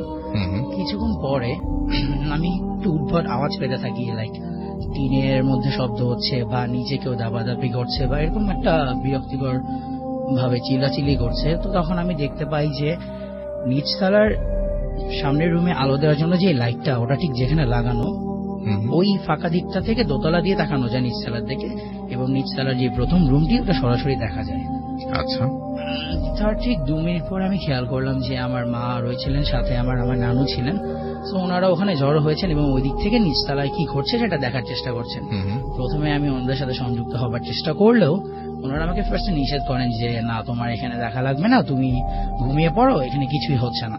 তো তারপর জোরাজোরি করাতে একটা সময় আমি ওখান দিয়ে দেখতে পাই নিচতলার সামনের রুমে ছিল আমার মামার ছোট ছেলে, আর সাথে ছিল আমার মামির ভাই। তো ওরা একসাথে শোয়ার প্রিপারেশন নিচ্ছিল, এবং এর মধ্যে হয়তো কোনো সমস্যার কারণে মামির যে ভাই ছিলেন উনি ঘুমাতে পারছিলেন না, বা উনি অনেক সমস্যা করছিলেন সামনের রুমে, যেটার জন্য ওনার যে মা ছিলেন উনি অনেক জোরে অনেক লাউডলি দোয়া পড়ছিলেন এবং খুব দ্রুত, যেটা দেখে মানে ওখান থেকে আমি যতটুকু দেখতে পাচ্ছিলাম উনি অনেকটা ভীত হয়ে ওনাকে শান্ত করার চেষ্টা করছিলেন। অপরদিকে যার কথা আমি বলছি ওনার মধ্যে আমি যেটা তখন দেখতে পাই সেটা খুবই অদ্ভুত ছিল, এবং বর্ণনা করাটা হয়তো কিছুটা কঠিন হবে। সেটা ছিল যে একটা সাধারণ মানুষের পক্ষে তার শরীরে শক্তি দিয়ে কোনো কিছু নাড়ানো, কোনো কিছু ভেঙে ফেলা, ওটা যতটা কঠিন হয় ওই সময় হয়তো তার কাছে সেটা অতটা কঠিন ছিল না। সো প্রথমে আমি যেটা বলতে যাচ্ছি সেটা হলো উনি যেখানে ছিলেন, যেখানে ওনার ঘুমানোর কথা, তার থেকে 5-6 হাত দূরে তাদের খাবারের টেবিলটা ছিল, সেটা ছিল শক্ত কাঠের, সেই পুরোনো দিনের বানানো একটি টেবিল, যথেষ্ট মজবুত, এবং এটা সহজেই হয়তো 5-6 জন মিলে চেষ্টা করলে অত সহজে ভেঙে ফেলা যাবে না। প্রথমেই উনি যে কাজটা করলেন সেটাই আমাকে আজও পর্যন্ত সেই ঘটনাটা মনে রাখতে বাধ্য করেছেন। সেটা হলো তিনি ওনার সামান্য একটি হাত, ডান হাতের সাহায্যে টেবিলটা উল্টিয়ে ফেললেন এবং ফেলে দিলেন আপনার বাকাত করে। টেবিলটা তখন খাড়া অবস্থায় ছিল এবং তিনি তখন ওটাকে ওনার শারীরিক অঙ্গভঙ্গি দিয়ে চেষ্টা করছিলেন যে কোনোভাবে ওটাকে যাতে ভেঙে ফেলা যায়। সো আমরা সবাই জানি যে টেবিলের 4টা পা থাকে, এবং একটা পা উনি এত সহজে উপরে ফেলেন যেটা কিনা বিশ্বাস করাটা ওই সময় অবশ্যই কঠিন ছিল, যা আজও আমি ভুলতে পারছি না। একটা মানুষের ক্ষেত্রে যতটাই জোর প্রয়োগ করা যায় শরীর দিয়ে, এখানে একটা টেবিলের পা উপরে ফেলা কিন্তু অতটা সহজ না। কিন্তু যেটা আমি দেখেছিলাম সেটা হলো উনি ওনার এক হাত দিয়ে অনেক সহজেই ওই পাটি উপরে ফেলেন, এবং কোন রকম জোর জবরদস্তি তার করতে হয়নি, যেটা কিনা ওই সময়ে ওখান থেকে ওটা সাক্ষী হয়ে থাকাটা অনেক কষ্ট সাধ্য ছিল আমার জন্য। তারপর ওনার সামনে ছিল পুরোনো দিনের একটা সাদা কালো টেলিভিশন, যেটা কিনা আমরা সবাই জানি যে পুরোনো দিনের টিভিগুলো একটু ভারী আজকালকার দিনের টিভিগুলোর কাছ থেকে। তো তারপর দেখা যায় যে উনি ওটাও ওনার এক হাত দিয়ে ধরে নিয়ে অনেক দূরে ছুঁড়ে ফেললেন এবং ওটাও সাথে সাথে ভেঙে ফেল। মোট কথা উনি চাচ্ছিলেন যে ঘরের আসবাবপত্র যেগুলো ছিল ওগুলোকে একটাকেও ঠিক না করতে। অপরদিকে ওনার মা তখনও খুব জোরে জোরে ভীতভাবে জোরালো কণ্ঠে জোরে জোরে দোয়া পড়ছিলেন, যদিও তেমন কোনো এটার আচরণ ওনার উপর পড়ছিল না বা কোনো পরিবর্তন আসছিল না। এবং কিছুক্ষণ পরে পাশের রুমে যেই ওনাদের কাছে জিনিসপত্র যেই শোকেসটা ছিল উনি ওটাকেও ভাঙার চেষ্টা করলেন, হাত দিয়ে বাড়ি দিচ্ছিলেন, কিছুক্ষণ পর ওটাকে টান দিয়ে ফেলে দিলেন এবং ওটার সামনের দিকে যে কাঁচের গ্লাসগুলো ছিল ওগুলো বিকট শব্দে ভেঙে গেল, পড়ে গেল নিচের দিকে, কিন্তু কোনো কিছুতেই যেন তাকে ঠান্ডা করা যাচ্ছিল না। তো হঠাৎ কিছুক্ষণ পরে আমরা লক্ষ্য করলাম আমরা এরই মধ্যে ওপরে যারা ছিল এর মধ্যে 2-1 নিচে চলে এসেছে কৌতূহল বশত বা ঘটনাটা সামনের থেকে দেখার জন্য, কারণ ওখানে আমাদের সাথে আমাদের ছোট ছোট কাজিনরাও ছিল, সবাই অনেকটা ভীত হয়েছিল। আর এই কাহিনীটার বা যে ঘটনাটা আমি বলছি এটার জন্য অবশ্যই কেউ প্রস্তুত ছিল না। তো কিছুক্ষণ পরে ওনার মা যখন অনেক দোয়া পড়ছিলেন এবং উনি অনেক একটা দুঃসাহসের পরিচয় দেন, সেটা হলো উনি দোয়া পড়তে পড়তে পড়তে পড়তে যে শোকেসটা উনি ভেঙে ফেলেছেন ওটা সামনে গিয়ে ওনার কাঁধে হাত দিয়ে আরো জোরে অন্যান্য দোয়াগুলো পড়তে থাকেন, যেগুলো উনি হয়তো বা সবসময় এই ব্যাপারটা অভ্যস্ত। ওখানে যতগুলো মানুষ আমরা ছিলাম ওর মধ্যে শুধুমাত্র ওনার মাকে দেখে মনে হচ্ছে উনি ঘটনাটার সাথে কেমন যেন একটা অভ্যস্ত। হ্যাঁ, ওনার কাজগুলো দেখে মনে হচ্ছে যে উনি একটু নার্ভাস, বাট মনে হচ্ছে যে না, এটাই ওনার দৈনন্দিন জীবনেরই একটা অংশ এবং প্রত্যেকটা সময় ধরে উনি এই কাজগুলোই করে আসছেন, এভাবেই ওনাকে মেনটেন করে আসছেন। সে একটা সময় গিয়ে দেখা গেল যে যার কথা আমি বললাম উনি ঠান্ডা হয়ে নীরব হয়ে একটা জায়গায় স্থির হয়ে প্রায় 2 থেকে 3 মিনিটের মতো দাঁড়িয়ে আছেন, নড়ছেন না, কোনো কথাও বলছেন না বা কোনো কিছুই করছে না, বা কোনো একটু আগে যেই মানুষটা এত আসবাবপত্র ভাঙচুর করছিল বা বাড়ির সবাইকে ভীত করতে যাওয়ার 1 সেকেন্ডও সময় লাগেনি, সেই প্রায় 2-3 মিনিট ধরে নীরব হয়ে দাঁড়িয়ে আছে। তার কিছুক্ষণ পরে ওনাকে আস্তে আস্তে করে ধরে টেনে আনা হলো বিছানার দিকে। একটা কথা বলে রাখা ভালো, ওই বিছানাতেই আমার কাজিন ঘুমাচ্ছিল, আমার মামার যে ছেলে আছে ও ঘুমিয়েছিল ওখানে। ও এইসব কাহিনী কিছু টের পায়নি বা সেটা পেয়েছে কিনা ওটা হয়তো আমরা আজও বুঝতে পারিনি। ওর মতো ঘুমিয়েছিল, কোনো নড়াচড়া করেনি বা উঠে আমাদের সাথেও যোগ হয়নি। ওর পাশেই ওনাকে শোয়ানো হয় এবং শোয়ানোর কিছুক্ষণ পর থেকে আমরা যেটা শুনতে পাই বা অবশ্যই দেখছিলাম তো সেখানে উনি কথা বলতে শুরু করেন, ওনার মায়ের সাথে কমিউনিকেট করতে শুরু করেন, কিন্তু ওনার যে প্রত্যেক দিনের যে কণ্ঠটা আমরা শুনে থাকি এটা অবশ্যই আমাকে বলতে হবে যে যেই কণ্ঠটা আমি ওই সময় শুনেছিলাম ওটা কিছুটা হলেও পরিবর্তন ছিল, কিছুটা গম্ভীর যদি বলি তাহলে খুব একটা ভুল বলা হবে না।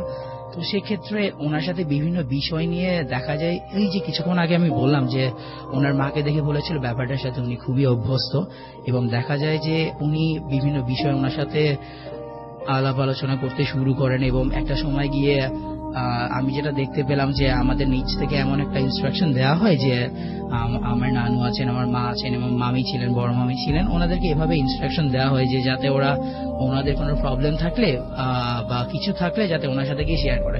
তো আমি যখন কৌতূহল হয়ে আমার পাশে মা ছিলেন, জানতে চাই যে মা কি প্রবলেম হচ্ছে, যে ওনাকে সবাই এইভাবে কেন জিজ্ঞেস করতে যাচ্ছে বা ওনার মধ্যে কি, তখন মা অনেকটা শান্ত কণ্ঠে আমাকে বলেন তুমি এখানে কোনো প্রশ্ন করো না, ওনার মধ্যে জিন আছে, ওনার মধ্যে জিনের আছর আছে, আর যখন এই প্রবলেমটা হয় তখন উনি এরকম করেন, আর ওনার মা তো আছে ওনাকে শান্ত করার জন্য, তুমি কিন্তু নিচে যাও না ভুলো। তো মার এই কথা শুনে আমিও তো আর আদেশ অবশ্যই অমান্য করার কোনো উপায় ছিল না, বাট যেহেতু ঘটনাটা উপর থেকে আমি দেখতে পাচ্ছিলাম সেক্ষেত্রে আমার হয়তো ওই ইচ্ছাটাও জেগে ওঠেনি যে আমি সামনে গিয়ে একবার দেখে আসি। তো একটা সময় যাওয়ার পর দেখলাম যে যখন আমার মাকে ডাকা হলো বা নিচে যেতে বলা হয়, তখন মা ওনার সামনে গিয়ে দাঁড়ালো এবং প্রথমেই ওনার মা ওনাকে বলেন যে এই মেয়েটার অনেক প্রবলেম আছে, বা আপনি যদি ওর সাথে একটু আপনার সাথে কথা বলার সুযোগ করে দেন তাহলে হয়তো ওর সমস্যাগুলো বলতে পারবে এবং যথাসাধ্য সমাধান নিয়ে ও যেতে পারবে, এটা ওর জন্য খুব ভালো হয়। তো যার ঘটনাটা আমি বলছি, যার উপর জিনের আছর আছে সবাই বলেন, তিনি খুব অদ্ভুতভাবেই ওই সময় আমরা ঠিক যে বাসাটাতে থাকতাম, ঢাকার যে লোকেশনটাতে থাকতাম, ওই লোকেশনটা উল্লেখ করে একটা কথা বলেন, আর খুব দরাজ কণ্ঠে বলেন যে ওর তো ঘরে কোনো শত্রু নেই, একটু ভুল বলে ফেলেছি, ওর কথাটা বলেন যে ওর বাহিরে তেমন সাবধানতার দরকার নেই কারণ ওর বাহিরে কোনো শত্রু নেই, শত্রুটা ঘরেই। ব্যাপারটা ওই সময় আমরা যৌথ পরিবার নিয়ে থাকতাম এবং অনেকটা হাস্যকর এবং অনেকটা আক্রমণাত্মক বলা যায় যে কোনো পরিবারের দিকেই, যেটা কিনা ওই সময় সবাইকেই একটু ভরকা দেয় এবং তাদের মধ্যে আমিও একটু অবাক হই যে আমাদের, হ্যাঁ যদিও উনি আমার মামির ভাই ছিলেন, বাট হ্যাঁ একটা ভদ্রতার যে সম্পর্ক, হাই হ্যালো এতটুকুই ছিল, ওনাদের সাথে কোনো আমাদের ক্লোজ রিলেশন এরকম ছিল না যে কারণে উনি আমাদের বাসার অবস্থা, আমরা কোথায় থাকছি সবসময় বা কোথায় আছি এই ব্যাপারগুলো জানতে পারবেন। তো কিছুক্ষণ পরে উনি আমাদের পরিবার সম্পর্কে আরো কিছু বিস্তারিত বলেন এবং আমার মাকে কিছু সমস্যার সমাধান দেন, যেগুলো উনি বলতে বলতে একটা সময় সমস্ত ঘটনা আম্মাকেও একটু সুযোগ দেন যে যাতে আম্মা আমার প্রবলেমের কথাগুলো বলতে থাকে। তো একটা সময় গিয়ে আমি দেখলাম যে হ্যাঁ মার ঘটনাগুলো শেষ হয়ে গেছে, এরকম পরিবারের অন্যান্য যে সদস্যগুলো ছিল ওরাও একে একে ওদের ঘটনাগুলো ওনার সাথে বলতে থাকে এবং উনিও খুব তাড়াতাড়ি যে এমন একটা ভাবে সবাইকে রিপ্লাই করছিলেন যে হয়তো ঘটনাগুলো ওনার বেশ জানা এবং সবাইকে কোনো না কোনো একটা লাইন দিয়ে কথা দিয়ে ভরকে দিচ্ছিলেন যে হ্যাঁ এই সবগুলো বিষয় উনি পূর্বে থেকে অবগত রয়েছেন এবং সমাধান তাকে দিতে থাকেন প্রত্যেকটা সময়। এবং কিন্তু এরই মধ্যে ওনার মা কিন্তু একটা মুহূর্তের জন্য থামেনি বা আমি ওনাকে কখনো দেখিনি যে তৃষ্ণার্ত হয়ে সরে গেছেন, উনি অনবরত দোয়া পড়েই যাচ্ছিলেন এবং দোয়া পড়তে পড়তে একটা সময় আমরা যেটা লক্ষ্য করি যে যতটা সময় উনি ছিলেন কথা বলছিলেন, কথা বলতে বলতে একটা সময় একটু ব্রেক দেয় এবং উনি আমার যে আবারও আগের কথাটাই ফেরত আসি, আমার যে কাজিনটা ওনার পাশে শুয়েছিল ওনার যে ডান হাতটা ওটা আমার কাজিনের উপর উনি একটু ওনার মা একটু রাখতে শুরু করেন এবং তখন খুব অবাক করে যেই জিনিসটা আমরা সবাই দেখতে পাই সেটা হলো আমার কাজিন কিন্তু আমি আগেও বলছি এখনো বলছি ঘুমিয়েছিল, ওর কোনোভাবেই ওটা লক্ষ্য করার কথা না বা কি হচ্ছিল ওটা সে আর খেয়াল করেনি, ও প্রত্যেকটা সময় ঘুমিয়েছিল। যখন হাতটা ওর উপর রাখা হয়, একটা ঘুমন্ত মানুষ হাত তার উপর পড়তেই পারে, এটা তার খেয়াল করার কথা না, কিন্তু সেক্ষেত্রে হাতটা খুব মনে হচ্ছিল যে একজন জাগ্রত মানুষের উপরে হাতটা রাখা হয় এবং হাতটা রাখা ঠিক সাথে সাথেই ওর হাত দিয়ে ওই হাতটাকে সাথে সাথে ঝটকা মেরে সরিয়ে দেয়, যেটা কিনা অনেক আমাদের সবার কাছে অদ্ভুত লাগে। এবং তার কিছুক্ষণ পরেই যখন সরিয়ে দেওয়া হয় ওকে ওখান থেকে সরিয়ে আনা হয়, আমার কাজিনকে ওখান থেকে সরিয়ে ফেলা হয় সাথে সাথেই এবং দোয়া পড়তে পড়তে একটা সময় আমরা দেখি যে হ্যাঁ যার কথা আমি বলছিলাম যার উপরে আছর আছেন উনি চোখ খুলেন এবং আমাদের সাথে নর্মাল ভাবেই কথা বলতে থাকেন যে বাড়ি যে আসবাবপত্রগুলো ভাঙচুর হয়েছে ওগুলো কিভাবে হয়েছে বা কিছু এরপর আর আমরা সেই দিন রাতে আর কোনো অপ্রীতিকর ঘটনা দেখি।